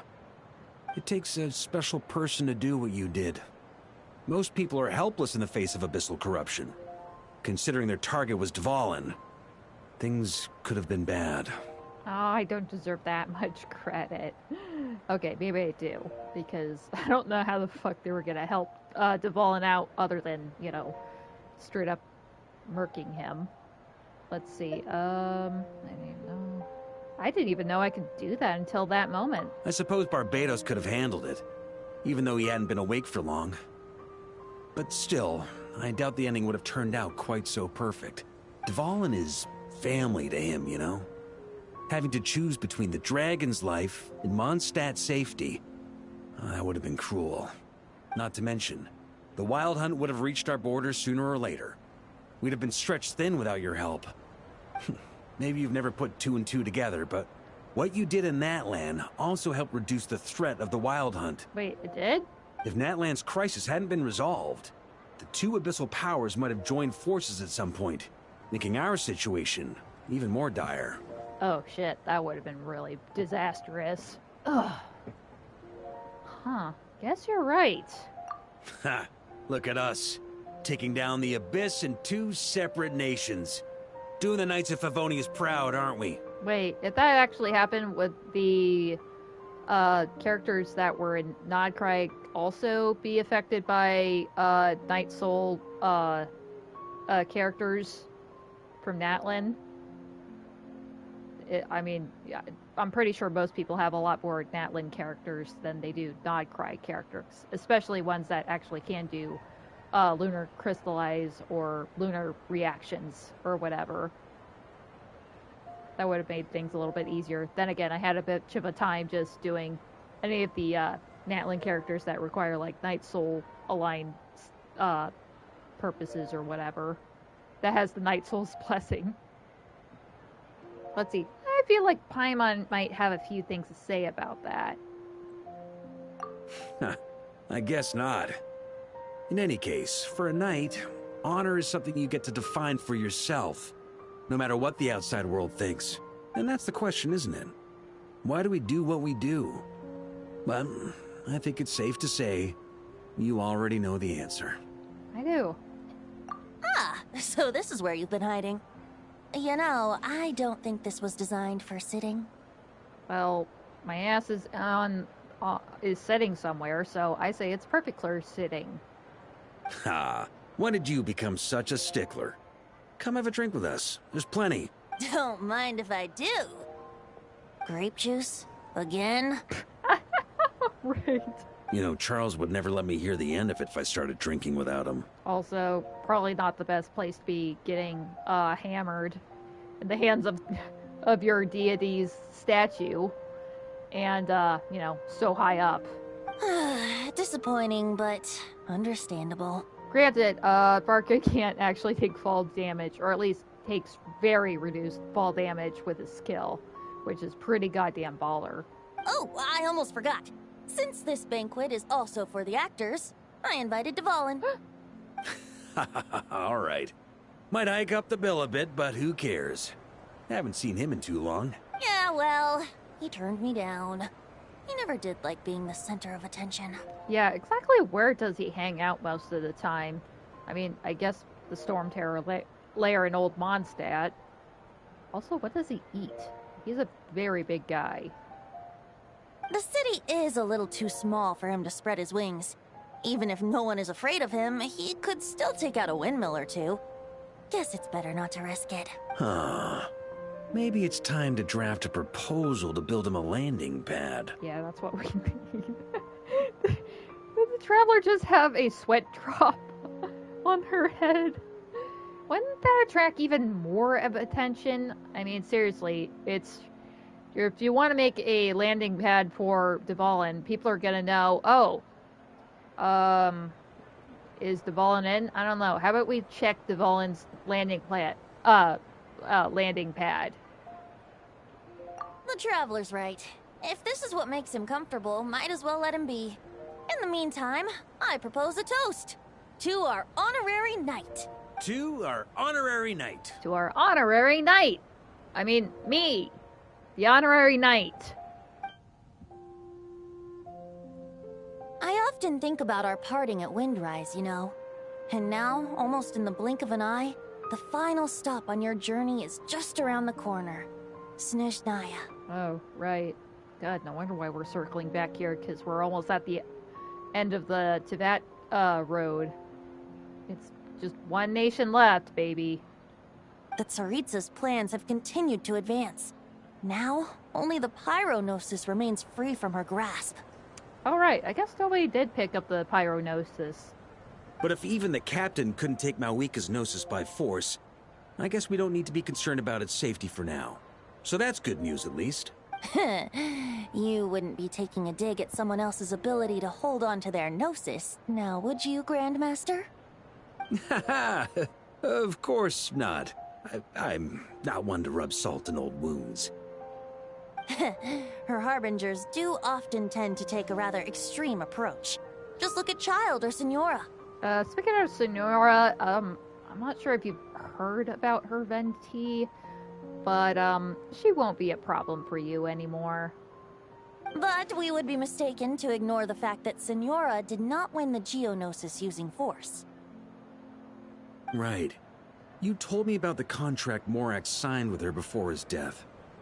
You're saying she didn't need to resort to violence in Mondstadt either? Okay, so he's at least not aware that, oh, the Geo Archon is still alive.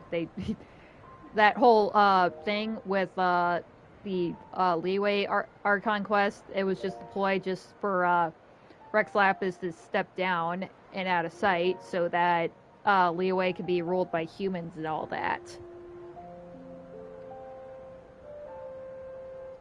He's been their protector for so long that it was about time that they stepped up and be able to take care of themselves all on their own strength and not have to rely on him and the Adepti, at least not largely the Adepti.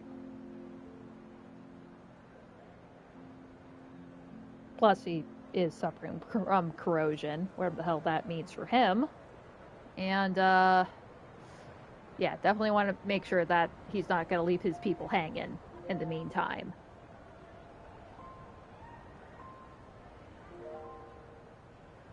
Hold on, let me get a drink. But yeah, what the hell kind of promise did he make with the Tsaritsa, just to hand over his gnosis? Oh yeah, there's also that. He was going to end up losing his gnosis too, so he would really be a fully realized, like, Archon either, so it might put a burden on him if he relinquished that part of his power. And, yeah, he probably wouldn't be able to protect Leeway after that, so, of course, he definitely had to put them through the ringer and try to, test them. That's right. If she was able to provide a reason convincing enough to persuade Morax, she could have persuaded me no problem. I suppose she just didn't think there was a reason to negotiate. I had just woken up, so I must not have seemed like much of a threat. Yeah, it's definitely not... She probably thought, oh, you're just like a little sleepy baby. Wah, wah, wah. Shut up, bitch. I'm taking your pacifier. In this case, Venti is just the sleepy baby, and the pacifier is the gnosis. So wait, was it actually Signor that made the deal with, No, I'm pretty sure he actually did make a pact with the Cryo Archon or whatever. But I seriously want to know what the hell the deal was, where it's like, okay, I have to give up my gnosis now. Honestly, the gnosis was of no use to me. I didn't care who it belonged to, or what means were used to take it. I just knew if I fought her in that moment, the cathedral, perhaps even the entire city, might have become collateral damage. I mean, at least then, you would have had a perfect landing pad for Dvalin. True. I wouldn't put it past Senor to take civilians as hostages either. So, that's the full story? In the end, though, it was those same methods that led to her end. After all, her third target, the Raiden Shogun, wasn't a big negotiator back then. Oh, they negotiated with their blades. Perhaps Senora's success in Mondstadt and Liyue convinced her that she was a match for the Archon of any nation. I had to stop her. You did the right thing. It pained me to see Inazuma as it was back then. I'm glad things have changed since. Of course, now the elite force of Harbingers has quite a few missing from its ranks, so I suspect the Tsaritsa no longer has the means to meddle in other nations like she used to. Who knows? Perhaps a chance to formally meet her in Snezhnaya might come sooner than we think. Yeah, she's definitely quite a bit of an enigma. If anything, she seems to be even just as much of an enigma as Natlin was before that place got released. Some of our knights remain stationed in Not Cry. If you need help, just say the word, and we'll be there. Thank you. Thank you both. I'm getting closer to the truth. I can feel it. The look in your eyes. It's changed a lot since you first set off from Mondstadt. But my advice remains unchanged. Never forget that the journey itself has meaning, traveler. The birds of Tevat, the songs in the cities, the Tsaritsa, her Fatui and the monsters, they are all part of that journey. Perhaps earth-shaking truths and indescribable trials await you at the end. Just remember, there is more to life than that. I will. Thank you. I definitely won't forget any of you people. All right, that's more than enough acting like a real Archon for one night. And still, not a sip of drink for dear old Venti at a time like this? You're no fun, Vorka. Again, even you shouldn't be drinking so high up like this.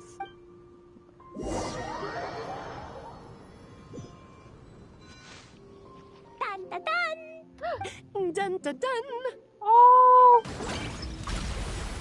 Of course, they're fish blasting. They have so many Jumpty Dumpties. She's gotta look at Alice. She has like a whole armful of them. Da da da! Oh god, the poor fishes. How hasn't this lake not been depopulated yet? I think so too. Come on, let's blow them all up. Oh my god. How are there still fish in Tibet after these two got released into the world? Mom, when can I play with the magic toy you made me? Magic toy? You think being given explosive dolls wasn't enough? Very soon, darling. In fact, it should be ready tomorrow. I just know you're going to love it. Yay! Can we play together? Oh my god, it's so nice getting to see the two of them together and hanging out, killing a bunch of fish. Why, of course! We'll have ourselves a splendid time. Alright, that's a wrap on part 2 of the Homeward, He Who Caught the Wind event. Oh man, that was nice. That was really cool. I don't really remember much of what the hell even happened during the Mondstadt quest, but everybody cleaned up. But yeah, I'm pretty happy with how they interpret it this time around. That was nice. Okay, I think there's a couple of games we can do right now. Let's see, how about, is there any updates for this one? Yes, there is. Alright. Fortress of the North. Shattering Sword Pressure. Triggering an explosion after hitting the first opponent, dealing true damage to nearby opponents. Okay, we got the Hydro Hilichurl Rogue, the Rock Cavernous Wild Manifestation, and the Praetorian Golem. Okay, and we do get Jibai, and we get Illuga to practice with. You know what, this will probably be like one of my few chances where I can get to play Jibai and Illuga with my Columbina. Let's see, who should be my third? Definitely Goro, since I've actually had bothered to build him, and now I don't really need him right now. Okay, maybe I will still use him for Spiral Abyss, because I'm still missing a few stars for that. I'm not even sure if I broke into the 12th floor. I don't think I have any stars for that one.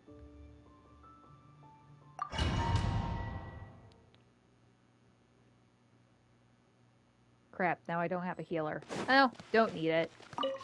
Converge. Light compels you! Everyone on me! Fall in! The sky clears, the glaze Wait, how do you use Jibai again?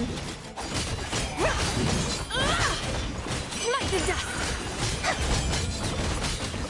Yeah. Light the dust! Divine light, shield them! A new moon rises. Rally! Hold the dawn! Oh, right. I hit nobody.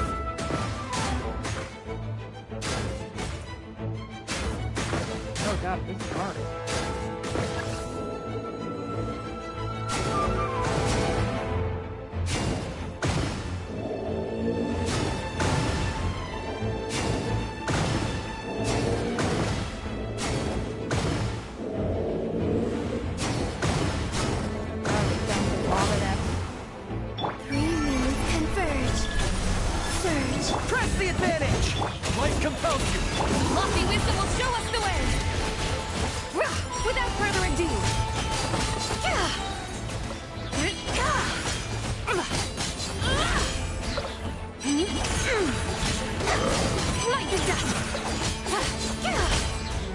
Divine light, shield them!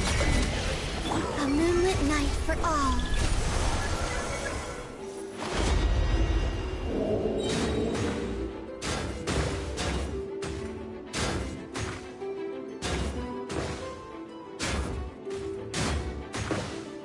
Oh dear.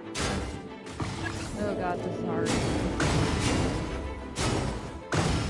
Yeah, I totally forgot about this part of the exercise. How the hell did that take all of them out? Oh.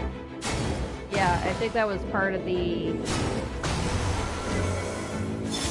new moon rises. Everyone on me! Be gone, Shadow of Darkness! The sky clears, the glazed moon shines!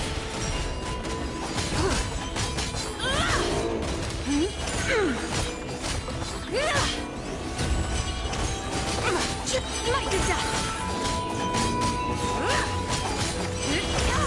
Divine light, shield them!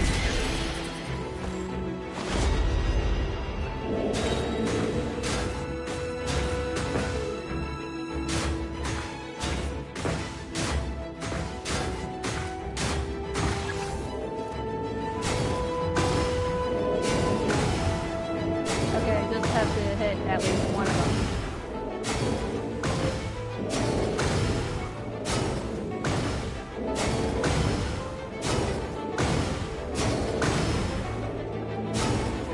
God, they sound so ominous. Yeah. A moonlit night for all. Hold the door! Press the advantage! The sky clears, the glazed moon shines!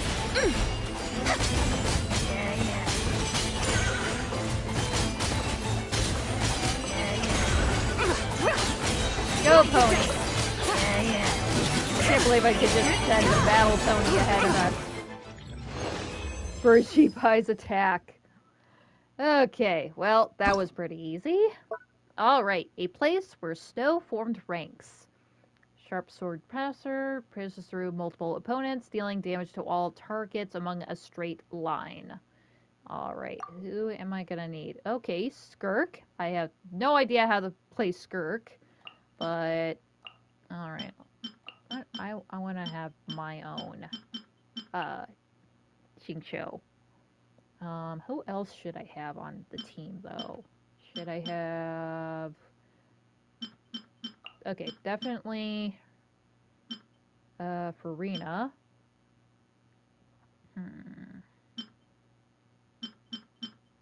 I don't know who else to probably put on the team. Definitely another cryo character, but... How about Rosaria? Because fuck it. Yeah, I think her ult gives a buff. Let lightning echo in song! Strike, shiver! Rain cutter! And never star goes out!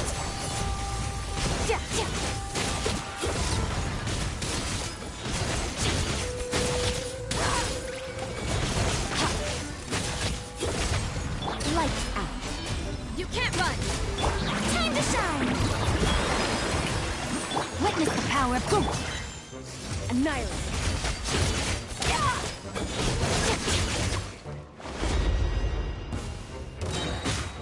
Oh god. Oh god, they're so close. Oh god, that's terrifying.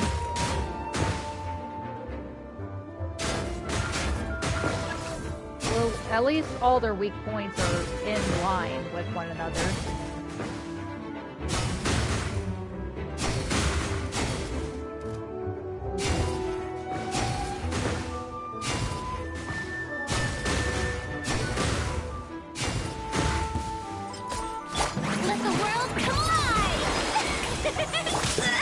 Punish me! Ow! Let me weave you a verb. Extinguish!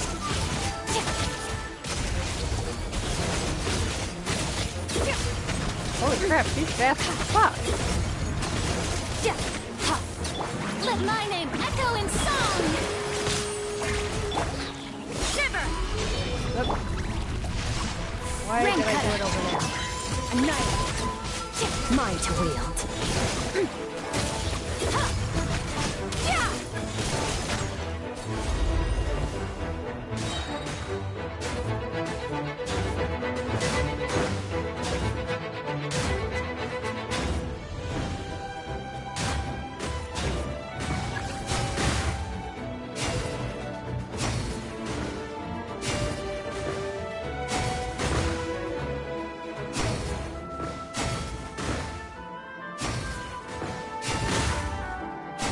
Oh man, it's kind of terrifying just seeing them head on coming over this way. Let the world collide! Okay, I just need one more star, and I have...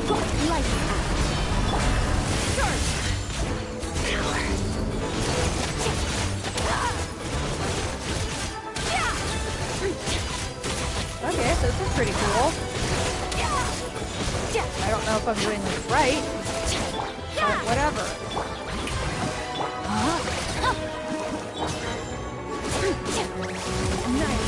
Mine to wield.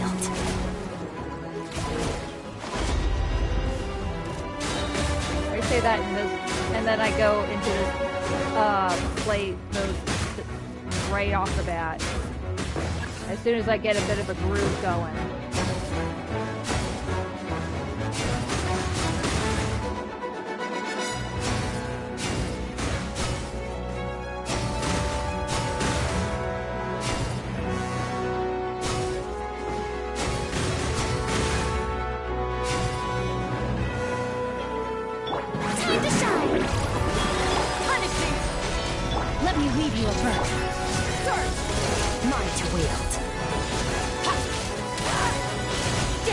Okay, 2, 1. All right. So how about that? I can play Skirk adequately. Honestly, I don't think I actually know how to properly play any of my characters. I think anybody that actually is a perfect main would just say that I'm doing it wrong. I'm just doing it wrong. But then again, I'd probably say that to pretty much any noob starting this game. It's just like, dude, you just switched off D-Luke. Now he can't use his ultimate. If you use his ultimate, he gets a pyro application, and then you switched off of him, and now he doesn't have that anymore. And there's several characters that have a similar thing going on, like Raiden. I think, of course, Flint's here. Plenty of them have that kind of thing. Not Noelle. She's pretty chill. She's fine if you switch back and forth between teammates and her. Anyway, should I do this one first? You know what? I want to do a bit more flying. All right. Okay, let's do this. Aerial shooting. Plan ahead. In the air, both allies and enemies move at high speed. Even with the Recon Falcon's alchemical backpack helping to make limited aiming corrections, predicting a target's movement ahead of time remains crucial. For both Falcon and Handler, this is one of the ultimate tests of skill. Okay, hopefully I can do just a smidge better than I did last time. After obtaining a Cyclone Shield, multiple wind vortexes will be created around the Falcon, dealing damage to any monstrous bullets and targets they come into contact with. Okay, we're right into it. Oh man, this is so cool. We're in Springvale. Oh.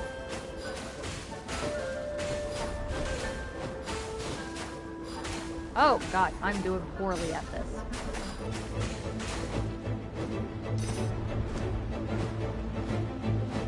Because I have to control where the bird's going and where my firing control is.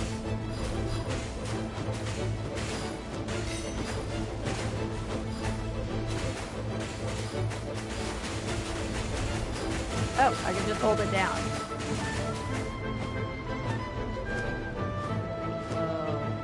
What about the beach? What, are we gonna do top down now? Come on, climb, climb, birdie, climb! God, this bird is beautiful. I just love this bird so much. It's so gorgeous. Oh God.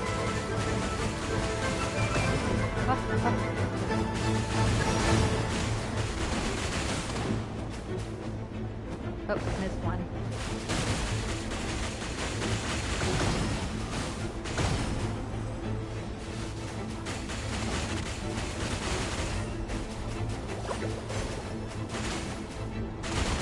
Oh, gosh. I didn't expect him to pass by me from behind.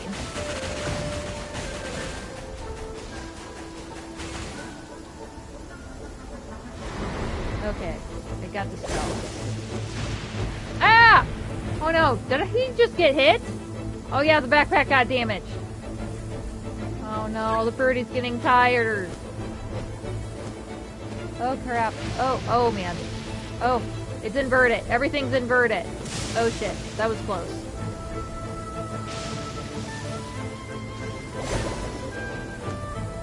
Oh crap, I forgot everything's inverted. I just said it was inverted. Ah! I just went right into it. Ah, it was close. Go, Vesper, go! You made it, buddy!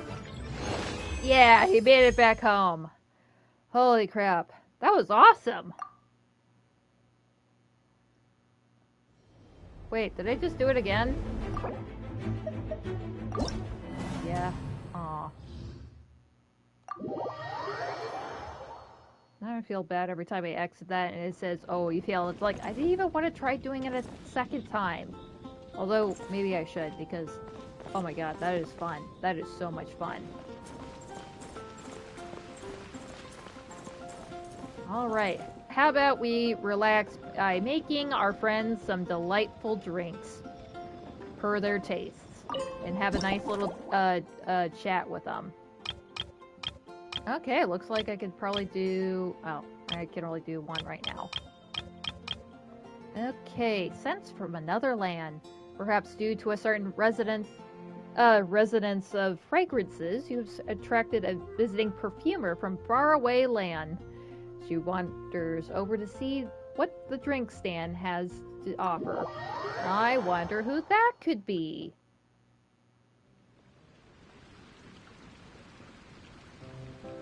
Good afternoon, traveler. Hello there, Emily. I didn't expect the honor of witnessing your harmonizing talents here in Mondstadt. Let's see. I definitely remember she was kind of here a bit on business, but are you relaxing as well? Both, actually. A lady calling herself a mage asked me to come manage her flower shop. At about the same time, the Cat's Tail commissioned me to create a new fragrance for their establishment. Ending today's busy schedule with a drink crafted by you in person is truly a wonderful reward. Well, working between those places, I definitely better help you relax with a nice, calming drink. Let's see, then I'll make sure to pull out all the stops. I'll mix you a special surprise. I have faith in your choice. Emily is more sensitive to aromas than most people. If I create an unbalanced blend of scents, it might make her uncomfortable.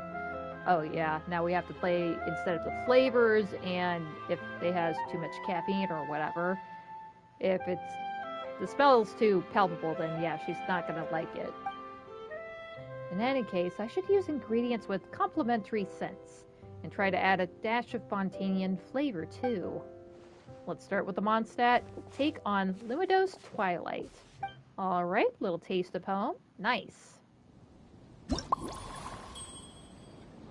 Okay, what are we mixing together? Bit of tea, fermented juice, and mints.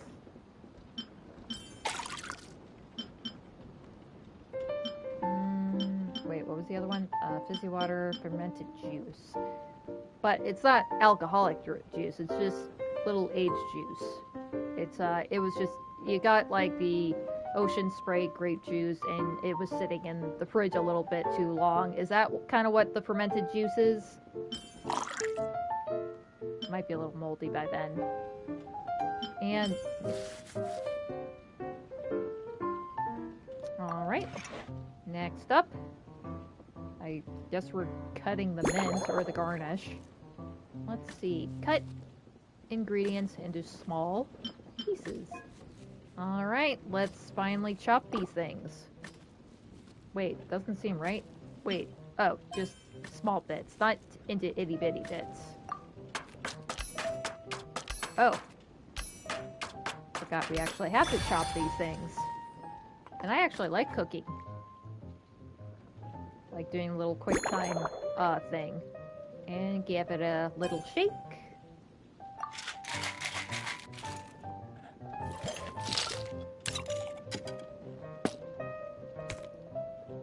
And to put it in a nice tall glass.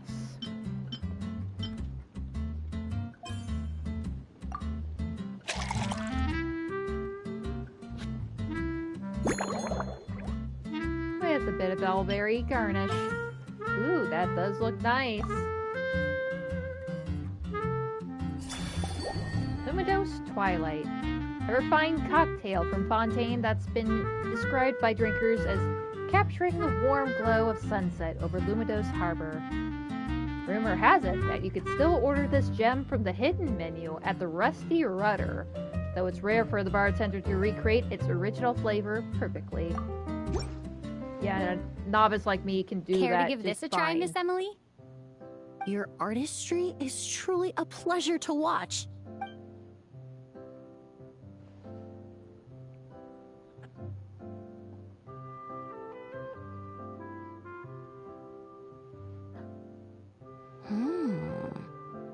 This tastes like a local variant of a Lumidos Twilight. Am I right? Oh, you're spot on. The gentle and elegant taste, with its distinct layers combined with a hint of Mondstadt's characteristic scent, offers quite a welcoming flavor, all the while avoiding potentially discordant aromas. Ah, that's what I was looking for. Though in reality, there's no need for you to be so conservative. Oh. I have quite a high tolerance for flavors that stray outside the boundaries of conventional wisdom. Yeah, I mean, not everything has to be a symphony of scents. Let's see. Guess you're looking for something a bit more avant-garde. Your drink was nice, but it would be perfect if you could make one with a little more depth. A cocktail that shows off your unique understanding and enhances my impression of Mondstadt. If you need time to mull things over, perhaps you might find inspiration in a little light conversation? Can do. Yeah, I can't really remember last time that Emily was really featured, because, yeah, she was coming out. She was the Dendro character from Fontaine, and a perfumer, which is another unique profession among all the people, all the characters that are presented lately. And everybody just kind of forgot about her, and they said that she kind of sucked. But she kind of got back up with the arrival of Kenichi, that actually would thrive with her on the team. So I ended up skipping out on her, and then I ended up getting Kenichi anyway. So who knows? Maybe in the future I'll get Emily. I mean, I already have Kenichi, and honestly, I've just been so spoiled with my C2 flints that I don't know if I really need to pick up the damage on some of my other teammates, especially now that I have a C2 Nouvelette as well. So I really need to dig in on making a proper team for him too. Alright, so, what's been up with you lately? How's work been? How's everything been with your perfumery lately? Oh, thank you for asking. It's been going well, though this trip to Mondstadt has presented some unexpected challenges. When I first got here, I was relying on a copy of An Overview of Aromatic Substances and the Human Senses to identify promising local ingredients from the Mondstadt region. To my surprise, my trial fragrance, which used valberry as the primary note, proved far too sweet in the context of a tavern, relaxing people so much that they ended up feeling drowsy. The bartender with the beautiful ears, for instance, fell asleep right at the bar. Beautiful ears? What the hell? Wait, it's the bartender. Wait, was it Charles? It can't be the Luke. I never knew valberries could have that effect. Yeah. Let's just say that sweetness isn't always a case of the more the merrier. Maintaining an appropriate balance is beneficial for both body and mind. Even in daily life, I rarely eat sweet food, and I try to avoid fruits like berries that have a high sugar content. In the end, I completely eliminated valberry as an ingredient and turned instead to windwheel aster, with some success, I might add. Okay, oversweet valberry. And how about a... Ooh, you left a bouquet on the table. Did you buy these flowers just now? Oh, that's nice. They're part of my reward from the flower shop owner. Important ingredients for making perfumes.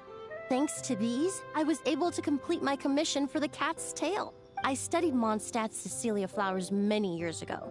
In fact, the fragrance of Cecilia in certain fields has become synonymous with Mondstadt itself. Well, it only grows here. However, this is a special case. Some cats are quite averse to the scent of Cecilia, and we need to be particularly mindful of their preferences. Yeah, true to life. There actually are a couple of lilies and various other plants that can be toxic to dogs, cats, and other animals I have in here. Especially since I have rabbits and I actually have to feed them plants and stuff. I have to make sure, they can eat lettuce, but they can't eat cabbage.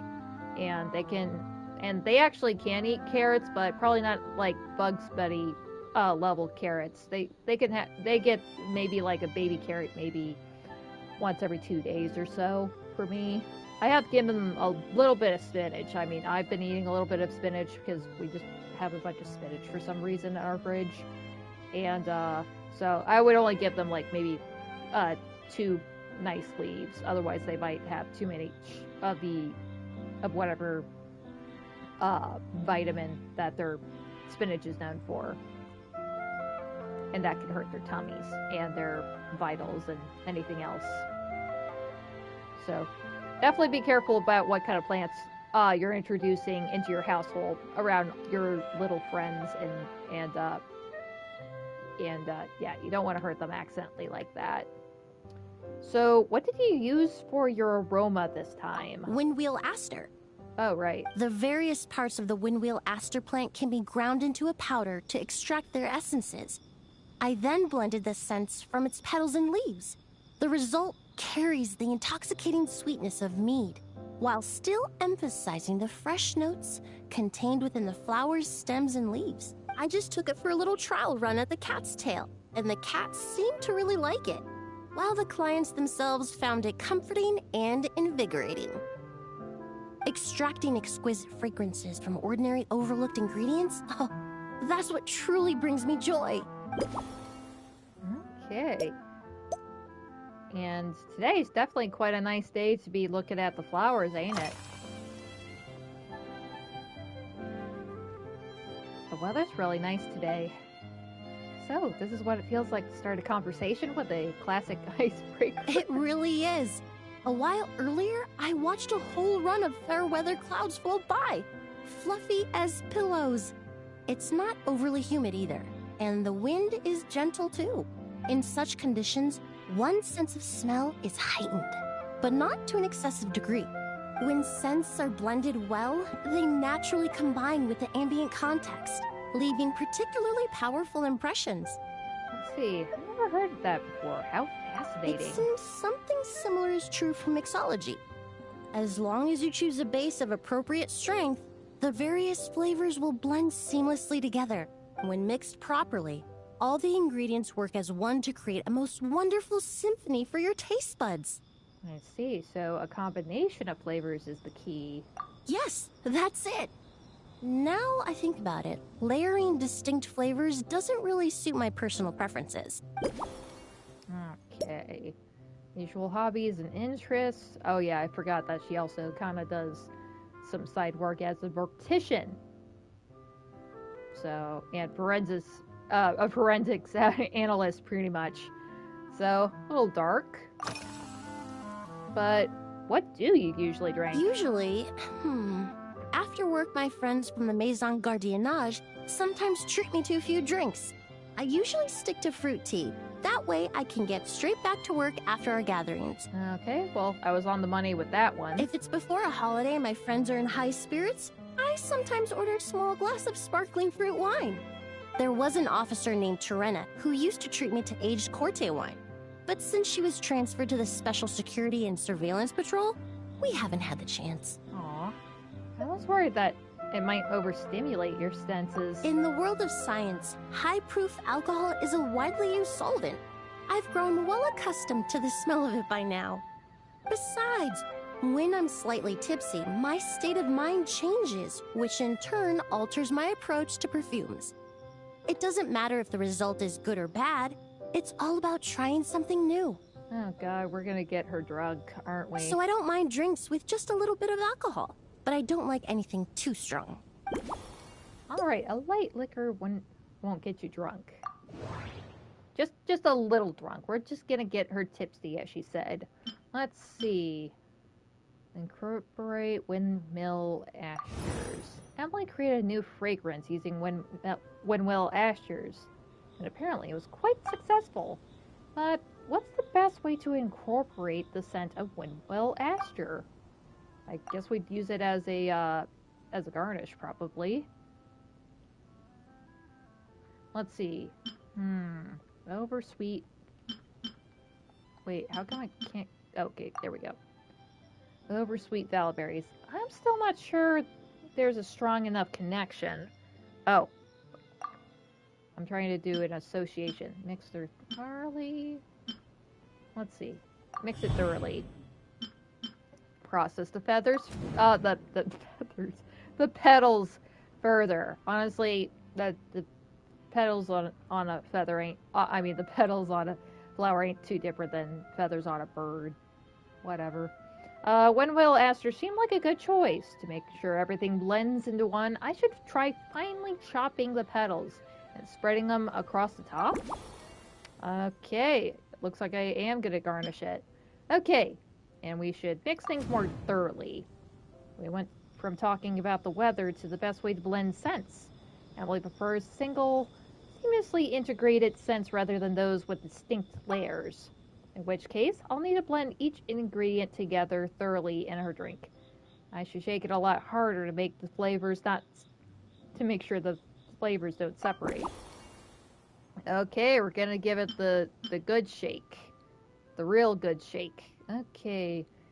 And we should just have a little bit of alcohol for flavor and scent, I guess. Just to ease her up. Let's see. Emily enjoys fruit tea, but she also occasionally drinks alcohol to get a little tipsy and spark her inspiration. Okay. Yeah, I just had a conversation with at the party where apparently one of the guys, it's a small neighborhood, and he kind of knows some of the owners and stuff, and he went to one of the businesses that was a deli or whatever and be like, hey, can you cook me up a grilled cheese? Also put like some Italian meat on it. And he did, and it ended up becoming a secret menu item at that eatery. And he had it when he was drunk, of course, but it's like, oh, was it any good actually? And it was good when he was sober. So I mean, I think there was actually like a old ancient Greek policy that if there's an idea that's good when you're drunk, it is still good when you're sober, then it must be a pretty good idea. So I guess I can add a dash of light wine to the base. Perhaps something fruity? Alright. Double walled glass. Oversweet valberries. The sweetness of valberries has added a few complications to Emily's work. Emily believes that too much sweetness may not be a good thing for the human body. Fair enough. But at least it's from an actual fruit and not like, I don't know, some shitty chocolate or whatever. Let's see. Valberries are also used as a Luminose Valberries are also used in Luminose Twilights. Perhaps I'd better swap them for something else. Okay, I think I have all that I need. Luminose Twilight, a refined cocktail from Fontaine. Okay, that was just the old recipe, but I got some new things to add. I think I know how to improve your drink. Please, bear with me a second while I update the recipe. Just from our brief chat, you've already formulated a new concoction. Perhaps you possess a natural talent for this kind of creative work. No, literally the game's just kind of forcing it through me. Forcing me to do this. But I do enjoy the road to it. Even though there is a certain ending to reach, I definitely enjoy the way of getting there. Okay, tea. And I'm gonna put fruit wine in it. Yeah, for a second there, I thought we were gonna have to throw fire water in it. Good thing we're not gonna touch it yet. And, of course, fermented juice. And add chopped petals. Wait, was that from her bouquet? From her bouquet earlier? Okay. And again, we're gonna cut things into itty bitty pieces.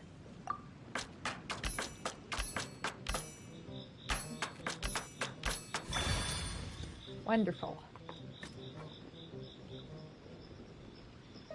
Now we're gonna give it a nice old shake. Ooh, different animation for that. Okay. That last part was at least just a nice flourish. But yeah, at least it's a different, slightly different, animation, depending on how hard you're actually shaking it. Okay, switch into a small double-walled glass. So, yeah, it's like looking at a glass in a glass. Excuse me, I really needed to burp really bad. Ended up having some soup earlier, and somehow that always makes me, like, I don't think I breathe quite well when I'm eating, and then I get really burpy, and it gets really hard when I'm doing that with soup, because I have to slurp a bit of it.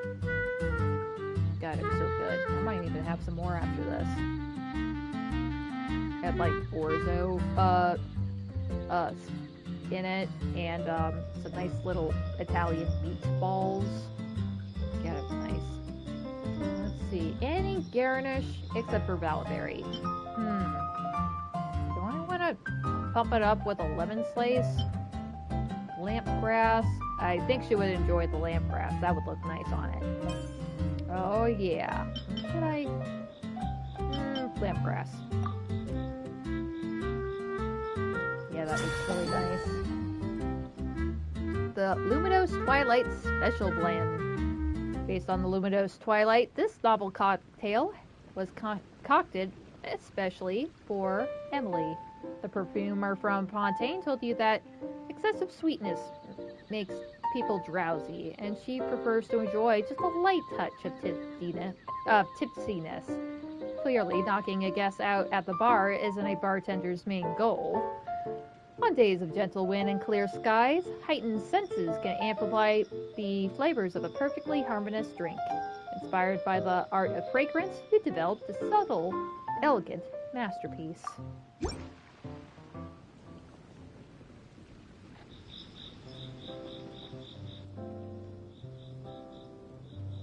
Here you go. A new and improved Emily-inspired Lumideuse Twilight. I haven't come up with a name for it yet. The colors are cooler and more refreshing, and the fragrance is delightfully subtle to match. Are these bright specks on the surface the crushed petals and leaves of windwheel asters? Oh, yeah. It's the floral symbol of Mondstadt. I'm sure it must taste wonderful. Let me try.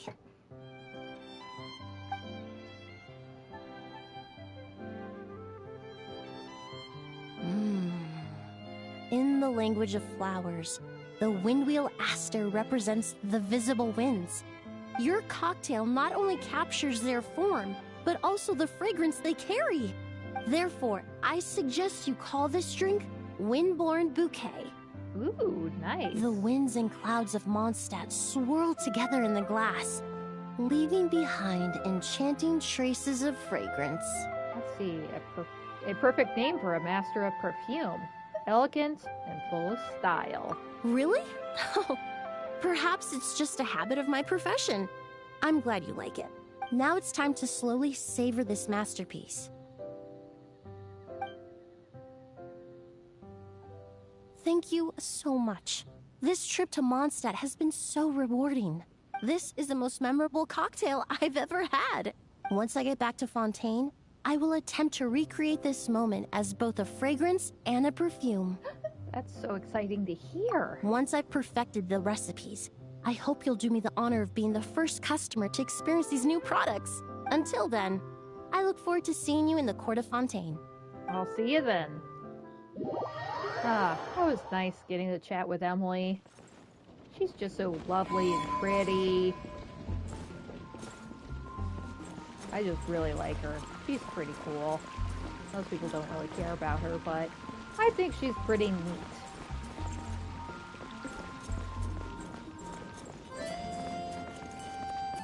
Alright, is there anything else I could probably do right now? I think that was it. I should probably collect on my rewards too. Alright, thank you, Outrider Amber. Okay, when does this update? Okay, that's another day.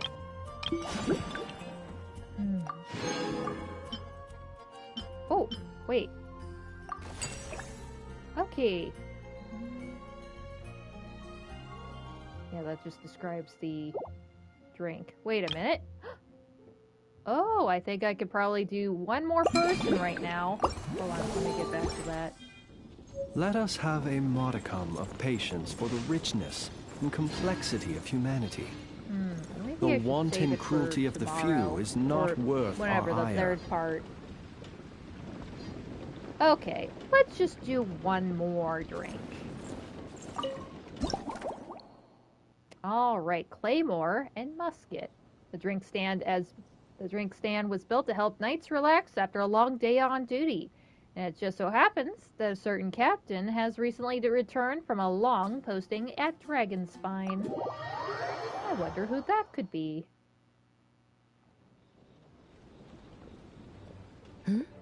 So you're looking after the drink stand now.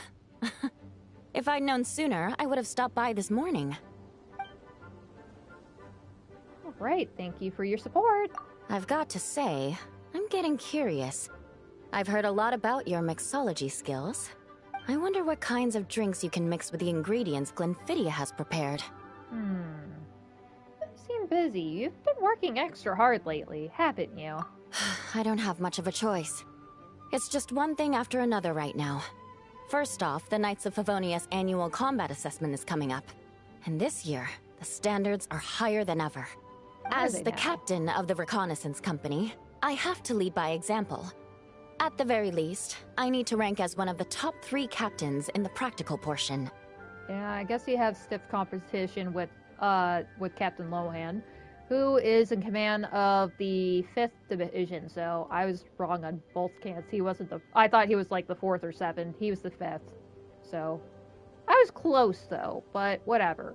I mean, which division is, the reconnaissance company anyway, huh? What about the cavalry? Does anybody remember that?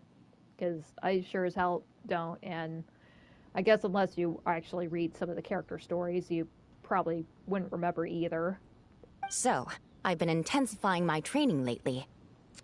Well, that's pretty much your style, isn't it? Being a descendant of sinners means I have to work hard to maintain my position. I'll have you know I've never once neglected my duties. Anyway, on top of all that, my duel with Miss Clorand required a lot of focus and energy. Oh, right. Learning how to turn defense into attack and seize the initiative when facing a combined assault from sword and musket. Even now, I'm still chewing through the details. But in the end, the exchange went well. and both parties learned a great deal. Never mind writing reports from 6 different perspectives. I feel like there's enough worth mentioning to write 24 of the things. Yeah, I don't think you really need to write any reports regarding that. You just fight as you do, man. Let's see, sounds you could do with a very stiff drink. Oh, I sure could. Anything that'll perk me up would be welcome. I'll leave the details to you. I got the feeling we're finally gonna put a handle onto the firewater. Okay. Given Eula's current condition, it might be a good idea to mix her up a twinkling starlight. Nice.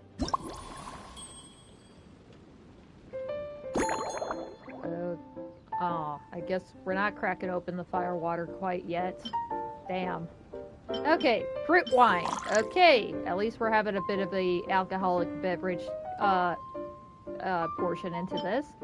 We got some fizzies and wolf hooks. Alright, let's get those hooks off of the wolf berry, cut into small bits. Whoops. Forgot about that. Okay, it's going back around. Oh, thank goodness. I totally forgot about that part. Okay. And I said I liked that part. I kind of preferred it better at, like, the cooking event. That was really cool. I really hope they could bring something like that pretty soon. It's probably not going to be so soon since we're doing some kind of crafting, some food and drink crafting right now. So it might be a while before we see anything like that. Okay, give it a nice shake. Nice firm shake.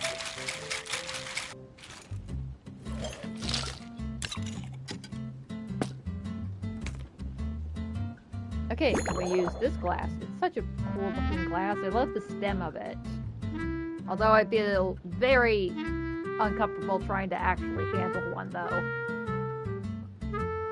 Okay, a medium aromatic goblet.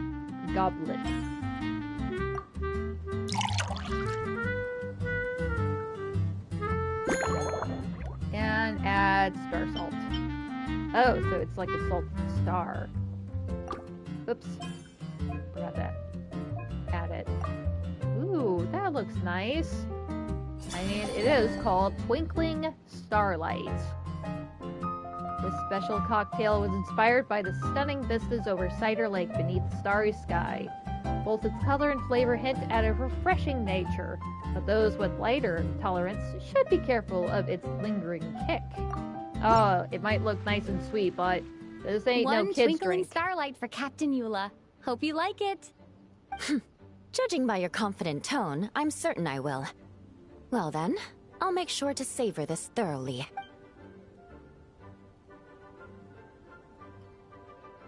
Huh, not bad.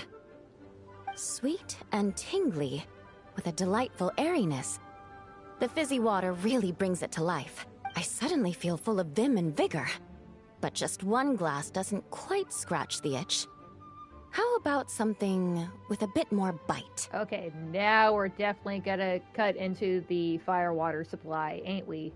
Looking for something with a little more kick? Should I drop a boot in it? Don't hold back. You don't need to worry about putting me on the floor with nothing but a couple of drinks. Okay. Well, we can just talk it over for a bit and just see how the effects of the twinkling star drink is before you say, okay, let's already kick it up a notch. Seriously, pace yourselves, folks. Works for me. The first company hasn't assigned me any paperwork for tonight, so I'm free to catch up and try your new creations at my leisure. Oh, thank goodness. No paperwork for Eula. Fantastic. Okay. So, how is it so far at the mountain? It's been a while since we last saw each other. Have you been stationed near Dragon's Spine this whole time? Yeah, there was like that whole event where I guess there was some kind of event up on Dragon's Spine. Bennett was there, Albedo was there, of course, and his evil doppelganger. That was kind of strange. I wasn't around for that event, so I don't know quite all the details, but she and Amber were up there too. Yes, I have. For a while, the situation there was difficult. A gang of outlaw engineers was messing about with some sort of mechanism control technology, attempting to manipulate ruin graders so they could rob merchant caravans. Oh no. To make matters worse, several veteran knights who had been stationed at Dorman Port were transferred to my squad, and they weren't happy to be taking orders from that Lawrence girl. Oh, I could see where they're coming from, but not really nice of them. Leading them on this mission was quite eventful. It took 3 weeks of stealth operations in the snow, with no fires to keep us warm, before we finally located the enemy's stronghold. Oh god, that's awful. Those veteran knights faced the bitter cold and were almost taken down by the enemy's smuggled battle mechs. Fortunately, the battle went our way, and they had no choice but to acknowledge my abilities. Sorry you had to deal with that. Did anybody catch cold? Me? I'm completely fine. But thank you for your concern. Yeah, that'd be pretty awful if you have a cryovision and you're susceptible to getting colds and succumbing to frostbite so easily. It was mentally tiring for sure. But fortunately, the operation wore them down far more than it did me. They won't be questioning my authority again anytime soon. Through strength of will, you've proven yourself to them. If any new recruits try to make my life difficult, I'll just have my veterans give them a few friendly pointers. I guess you could call them a permanent solution, huh? Well, I guess it's slightly better than, make it a vendetta for each and every one of them. Or whatever. How about the eating? What do you usually eat when you're busy? I kind of imagine she'd be somewhat efficient when she needs to be, but definitely would pork out when possible. If you want to know what I've been eating recently, I'd better start by mentioning the logistics company's latest revolution. They launched a diet improvement initiative and started distributing a form of standardized canned food to knights operating in the wilderness. Oh god, don't tell me they've been eating Spam this entire time. In the past, we only had dry rations. Every mealtime we had to set up pots and campfires, roll dice to choose a cook, and take turns standing guard. In all honesty, it was a bit of a hassle. Now we just need to bring our standard field rations, comprising of 5 cans and 9 paper packages. We can heat the cans by the campfire, and then we're ready to eat. Doesn't sound like there isn't a downside. You did say sounds like, right? Our canned food supplier has quite the stellar reputation, and their regular meals are indeed quite good. The problem is, in order to meet preservation standards, they have to make their military-grade meals way too salty. The vice captain of the 5th Company, who has a somewhat dry sense of humor, went so far as to say, "This food's bad enough to bring down the wrath of Liyue's stove god." Yikes. Wait, Lowen said that? In any case, after eating it for a week, my taste buds have gone completely numb. Oh my god, that's really bad. Probably even worse than the nail-biting cold of dragon spine. Let's see. Someone should be held accountable. You can hardly blame the logistics company. After all, it is hard to please everyone. Our feedback has already been submitted, and they should be working on fixing the issue. Of course, having fresh meals prepared in camp by a dedicated company chef is still the best option. Oh yeah, I can only imagine. Also, wouldn't the cans be a little bit heavier than... Well, if you didn't really need pots and pans to carry everything, is it like some MRE stuff where it could actually, like, you pop some little thing and somehow it ends up self-heating itself? Do the cans have that kind of ability? That would be pretty nice. But how about this drink on the table? Yeah, what is that bottle? I'm just wondering, that bottle you're carrying, is it imported fruit juice? That's right. The merchant I got it from called it Romaritime flower fruit extract. It has a very unique smell. Here, have a bottle. But why are you carrying it around? Oh, it's a necessary courtesy.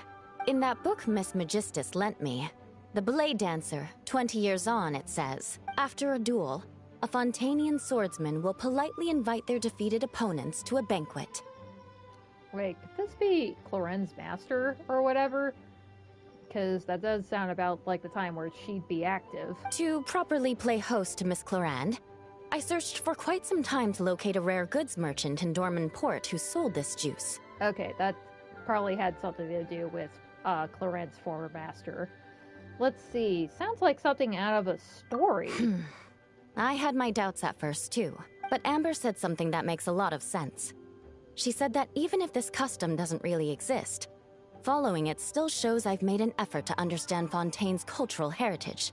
Besides, who doesn't like trying new things, right? When I gave it to her at our post-training banquet, Miss Clorand really did enjoy this juice. Unusual juice. Alright, looks like we can put some pieces together. Let's see, unusual juice. Eula had some special Romaritime flower fruit extract with her, and she gave me a bottle to keep. She really likes the fresh, fruity flavor. I should probably find a way to incorporate it into her drink. So, no fire water this time. Damn it. Okay, well, we're putting the funky juice into the mix. Memorable experience. This latest experience seems to be something worth remembering for Eula. I should find a way to reflect that in her drink. I could probably tease out some threads of inspiration from our discussion, and then try to piece them all together. Too many salted foods. Eula brought up the canned rations that's been issued with recently. Apparently, they're so salty, they've left her taste buds numb. With that in mind, I should probably remove star salt from the mix. If Eula sees a coating of salt on the rim of her glass, it might make her feel faint. Yeah, I mean, a little salt does go a long way, but I don't know. It might be a bit much to have it all around the rim, though. Without demanding her duties in Dragonspine have been, Eula probably hasn't had time to fully recover. To help Eula replenish her strength, I can replace the cool-tasting wolf hooks with some warm cocoa. Oh, man, that's gonna be nice. And with the juice? Oh, man. That'd be pretty good.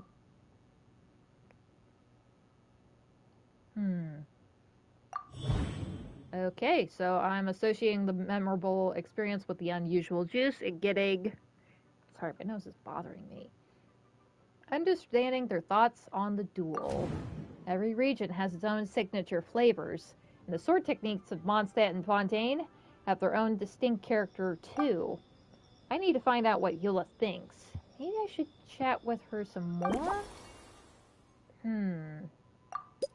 So, how do you feel after your contest? Oh my.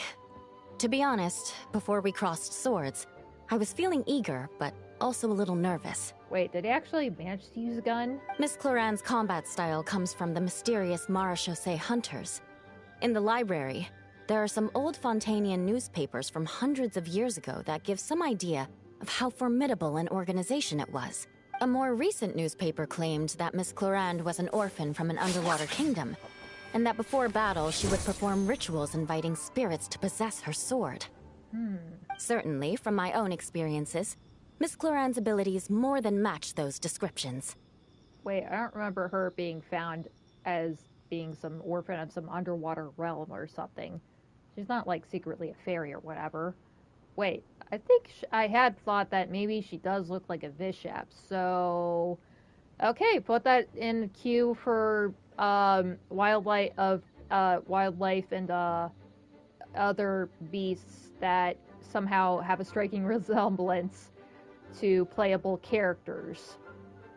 Let's see. Such a historic showdown deserves an extra special cocktail. Incorporating elements of swordsmanship into a drink? Huh. Certainly a creative idea, I'll give you that. Yeah, like one of those little plastic, pirate, sword ones. That might A commemorative cocktail at a time like this sounds nice, but... how do you plan to express something like swordsmanship with a drink? From what I've seen, Fontainian fighters armed with rapiers excel at thrusting attacks, but they put a high price on Precision and sustained pressure. That definitely matches the description I read in that book.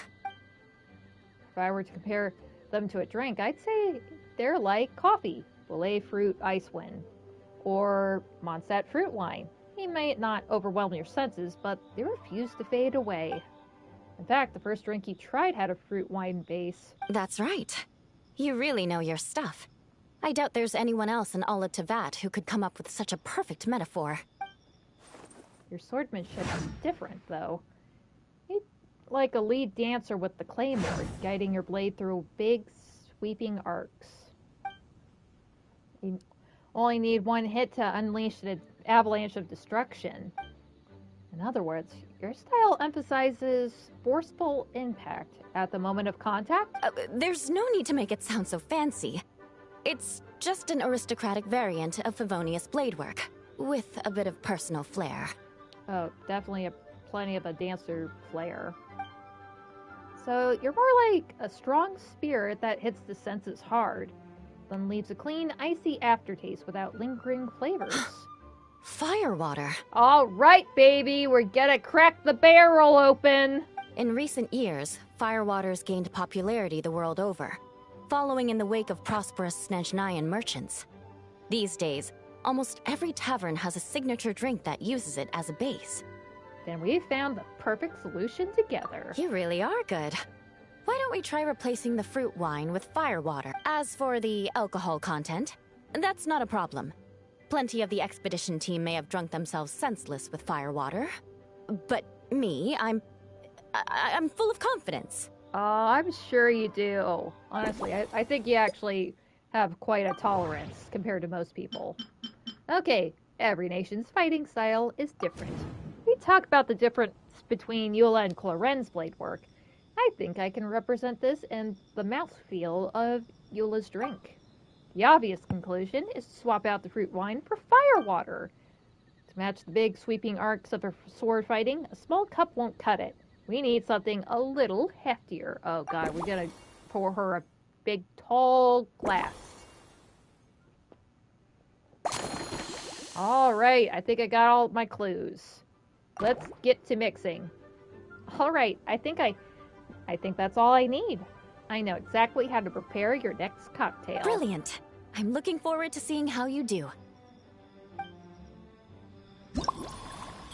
Okay, what's gonna be in there first? So, first and foremost, fire water. Yeah, I'm finally using that. And then we're gonna do her maritime flower juice and cocoa. Man, that's gonna taste pretty interesting. If, like, firewater is synonymous with vodka, with cocoa, that's gonna be kind of strange. I mean, at least the juice might bridge the gap a little bit, but I don't know.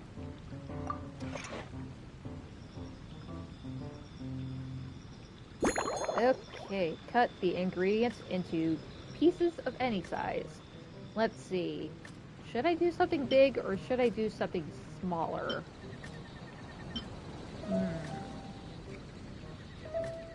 Yeah, I want to have a big taste, so I'm gonna just put them into moderately sized pieces. That way she knows it's there. It's just kind of like biting into like a stew or whatever. You don't know if you're gonna have a big piece of potato or a bit of beef or whatever. It kind of varies it up. But a bit of chocolate strewn about would probably put some interest to every sip. And then we're gonna make it a hard shake. Mix it, Lumine! Mix it! I'm having way too much fun with this.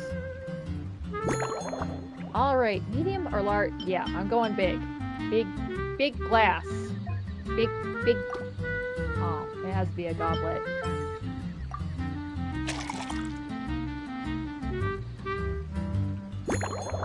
Oh god, that is a fishbowl there.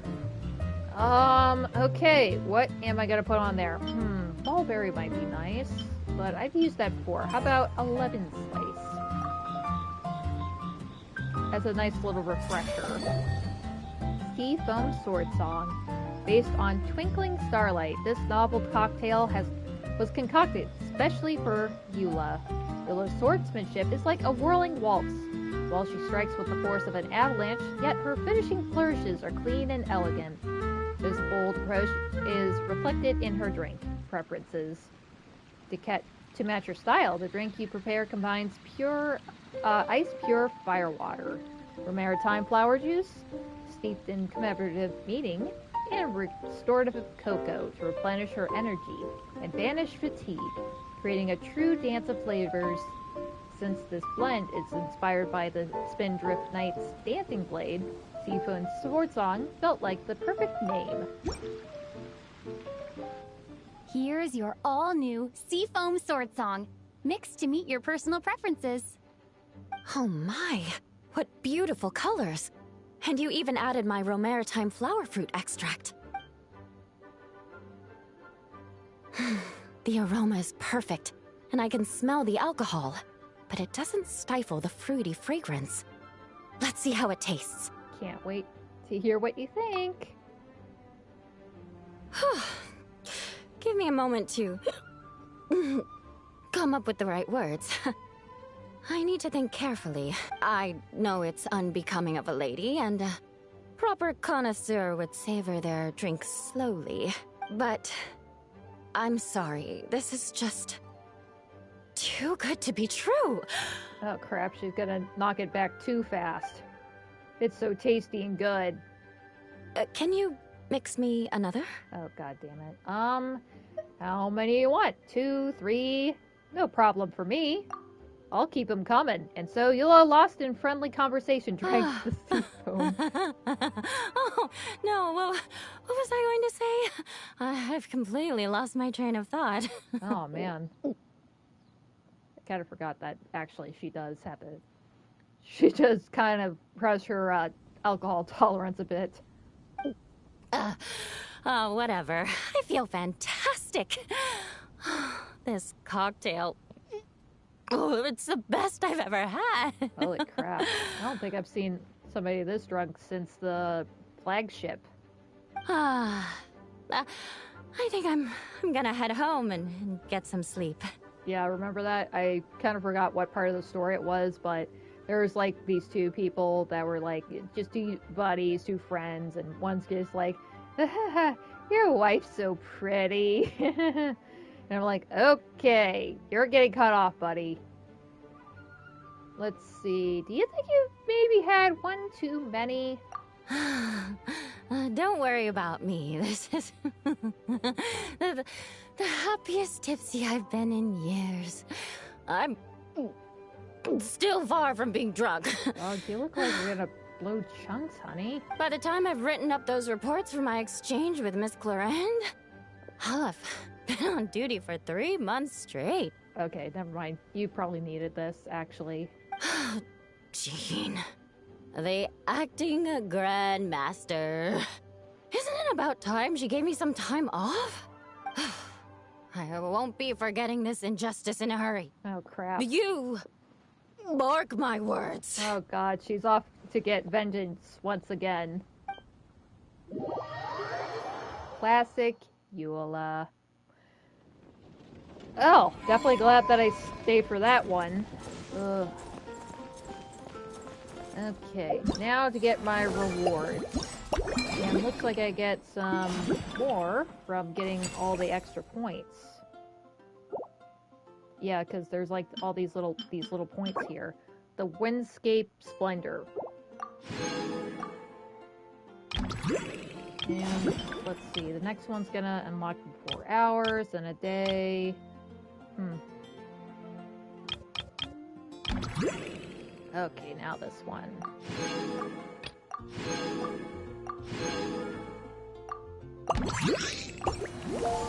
Wait, I think I missed one somehow. Oh, right, the other one. I forgot there was actually 2 stages that I did this time. Okay, what do I get? Oh, right, the skin. And kaboom! Nice. Phantasmal gift. Star open. I wonder who I could put this on, though. Okay, I definitely have to take a good look at that. How can I do that? What the hell? Was there something else over here? Oh, right. The reminder for the Imaginarium Theater. Yes, I am aware. Oh, we get to have Faressa. We could use Faressa. I don't really know how to use Faressa, but I can use her this month. So that's cool. And Xian Yun. I'm trying to say Cloud Rotator without saying Cloud Rotator. That's her given name, Xian Yun. Or was it Jin Yun? Now I can't remember. Now I feel stupid because I can't fucking remember. It's like Shui Yi all over again. And get my reward. Wait, can I still get like a few more? I probably should have done some bosses, but I didn't do that. I'll do it next month. I mean, next week. And it's the end of the week, so tomorrow. I'll do it tomorrow. People ought not be so frightened of ghosts. Okay, who do I have? Ooh, let's try...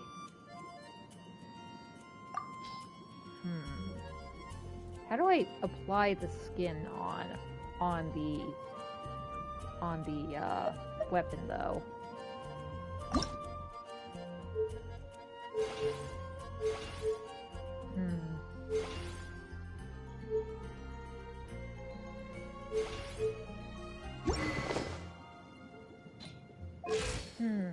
Oh, dressing room. I guess it would apply for only the Catalyst characters. Okay, it doesn't look so bad with her. Yeah, that does not look so bad. Wait, what's the one I have on her? I mean, if anything, it probably looks a little bit nicer on her, color-wise, but I mean, this one does seem a little bit fancier, so maybe I will keep it on her for right now. Let's see, any other catalysts I can put this on? Probably not. I mean, if I had, like, her other skin, maybe. Oh, yeah, I had her Echo. So, yeah, I think, Ningguang officially has, like, the most, enhancements right now. I mean, we got the... So, that's amazing. Just think about it.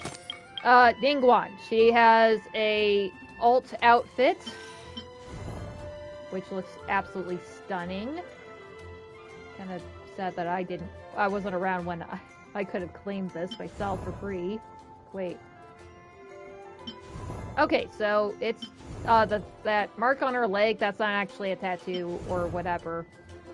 Or at least, it's just a temporary one. So, yeah, she's stacked. She gets the, an alt skin. She also has an Echo. And, with the Phantasma, gift, Star Omen, she also has a skin for her weapon. So, yeah, I say she has the most, design options compared to most other characters. I mean, unless you actually beat that special domain, the Stygian Onslaught, and you get the skins for the other weapons. Okay, who else could it be on? It might look cute with the Hida. Oh wait, she gets a... Well, she doesn't have an alt skin either. So, yeah, I say Ningguang's probably number one there. Okay, it would look pretty cool on her, though. I think, like, the brass on the hat and the little brass details on it would match very well with Nahida. So, I'm probably gonna... Wait, what do I even have her on? Oh. I mean, that looks pretty fine on her, though. It's still purple. If anything, it's a little bit more of a subtle color on her. So, I think I'll just keep it as is.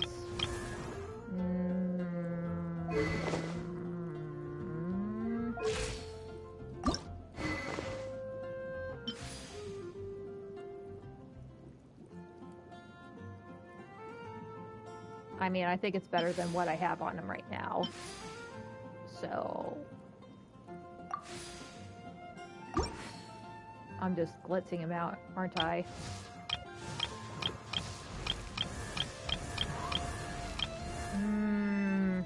Not really. Wait, what do I even have on her? Oh yeah, that looks lovely enough. I ain't changing shit on her. Hell nah.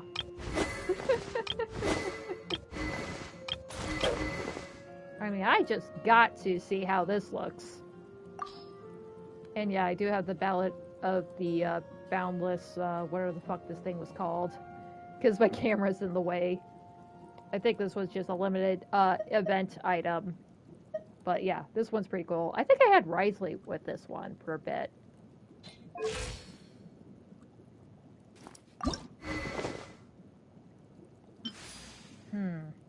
I mean, it does really match her very well.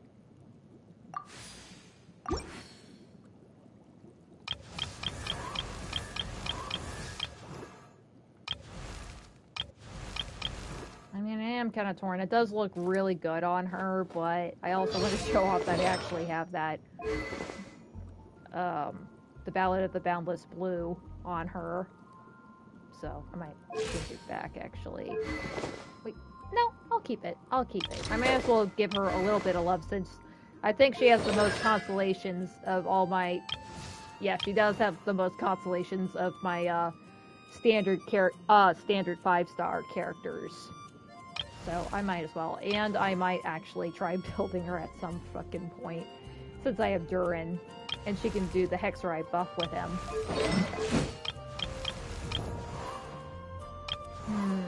Who else?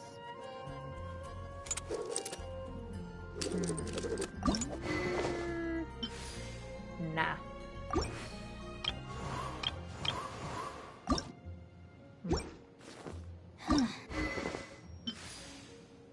I mean, that's cute. But nah, I think this is more up her speed, aesthetically. Yeah, I'm just gonna go through most of mine. And obviously, people are probably gonna put this on Lisa. I don't think it matches quite well with her. I mean, sure, she's got the witch's hat. This got the witch's hat, but it's just two different kind of purples, though. It clashes so bad. I don't care for this very much. I don't care for that look. I say that, and I have thrilling tales on her. But I mean, at least it's a tome or whatever. I mean, it's the same color as the weapon skin, but whatever. I don't even use Lisa right now. Oh, I do have 2 cons on her. Barbara, probably not. I mean, it does look really cool on her. But nah, I'll keep it on whatever she... Whoa! Whoa, I forgot it. She has that. I switched weapons with Nouvellette, so... You know what? I'm not even using her right now, so whatever. Nah.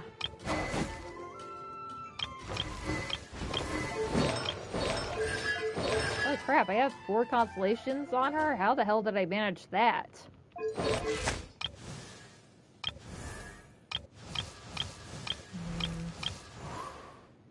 Maybe?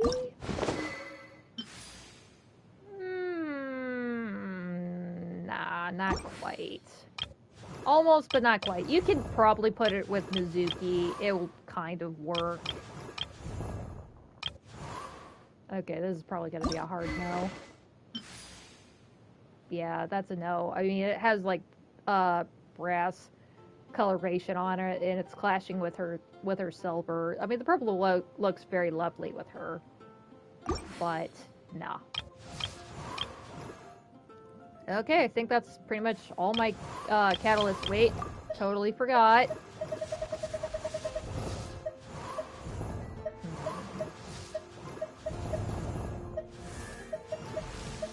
Gotta put on the big man here.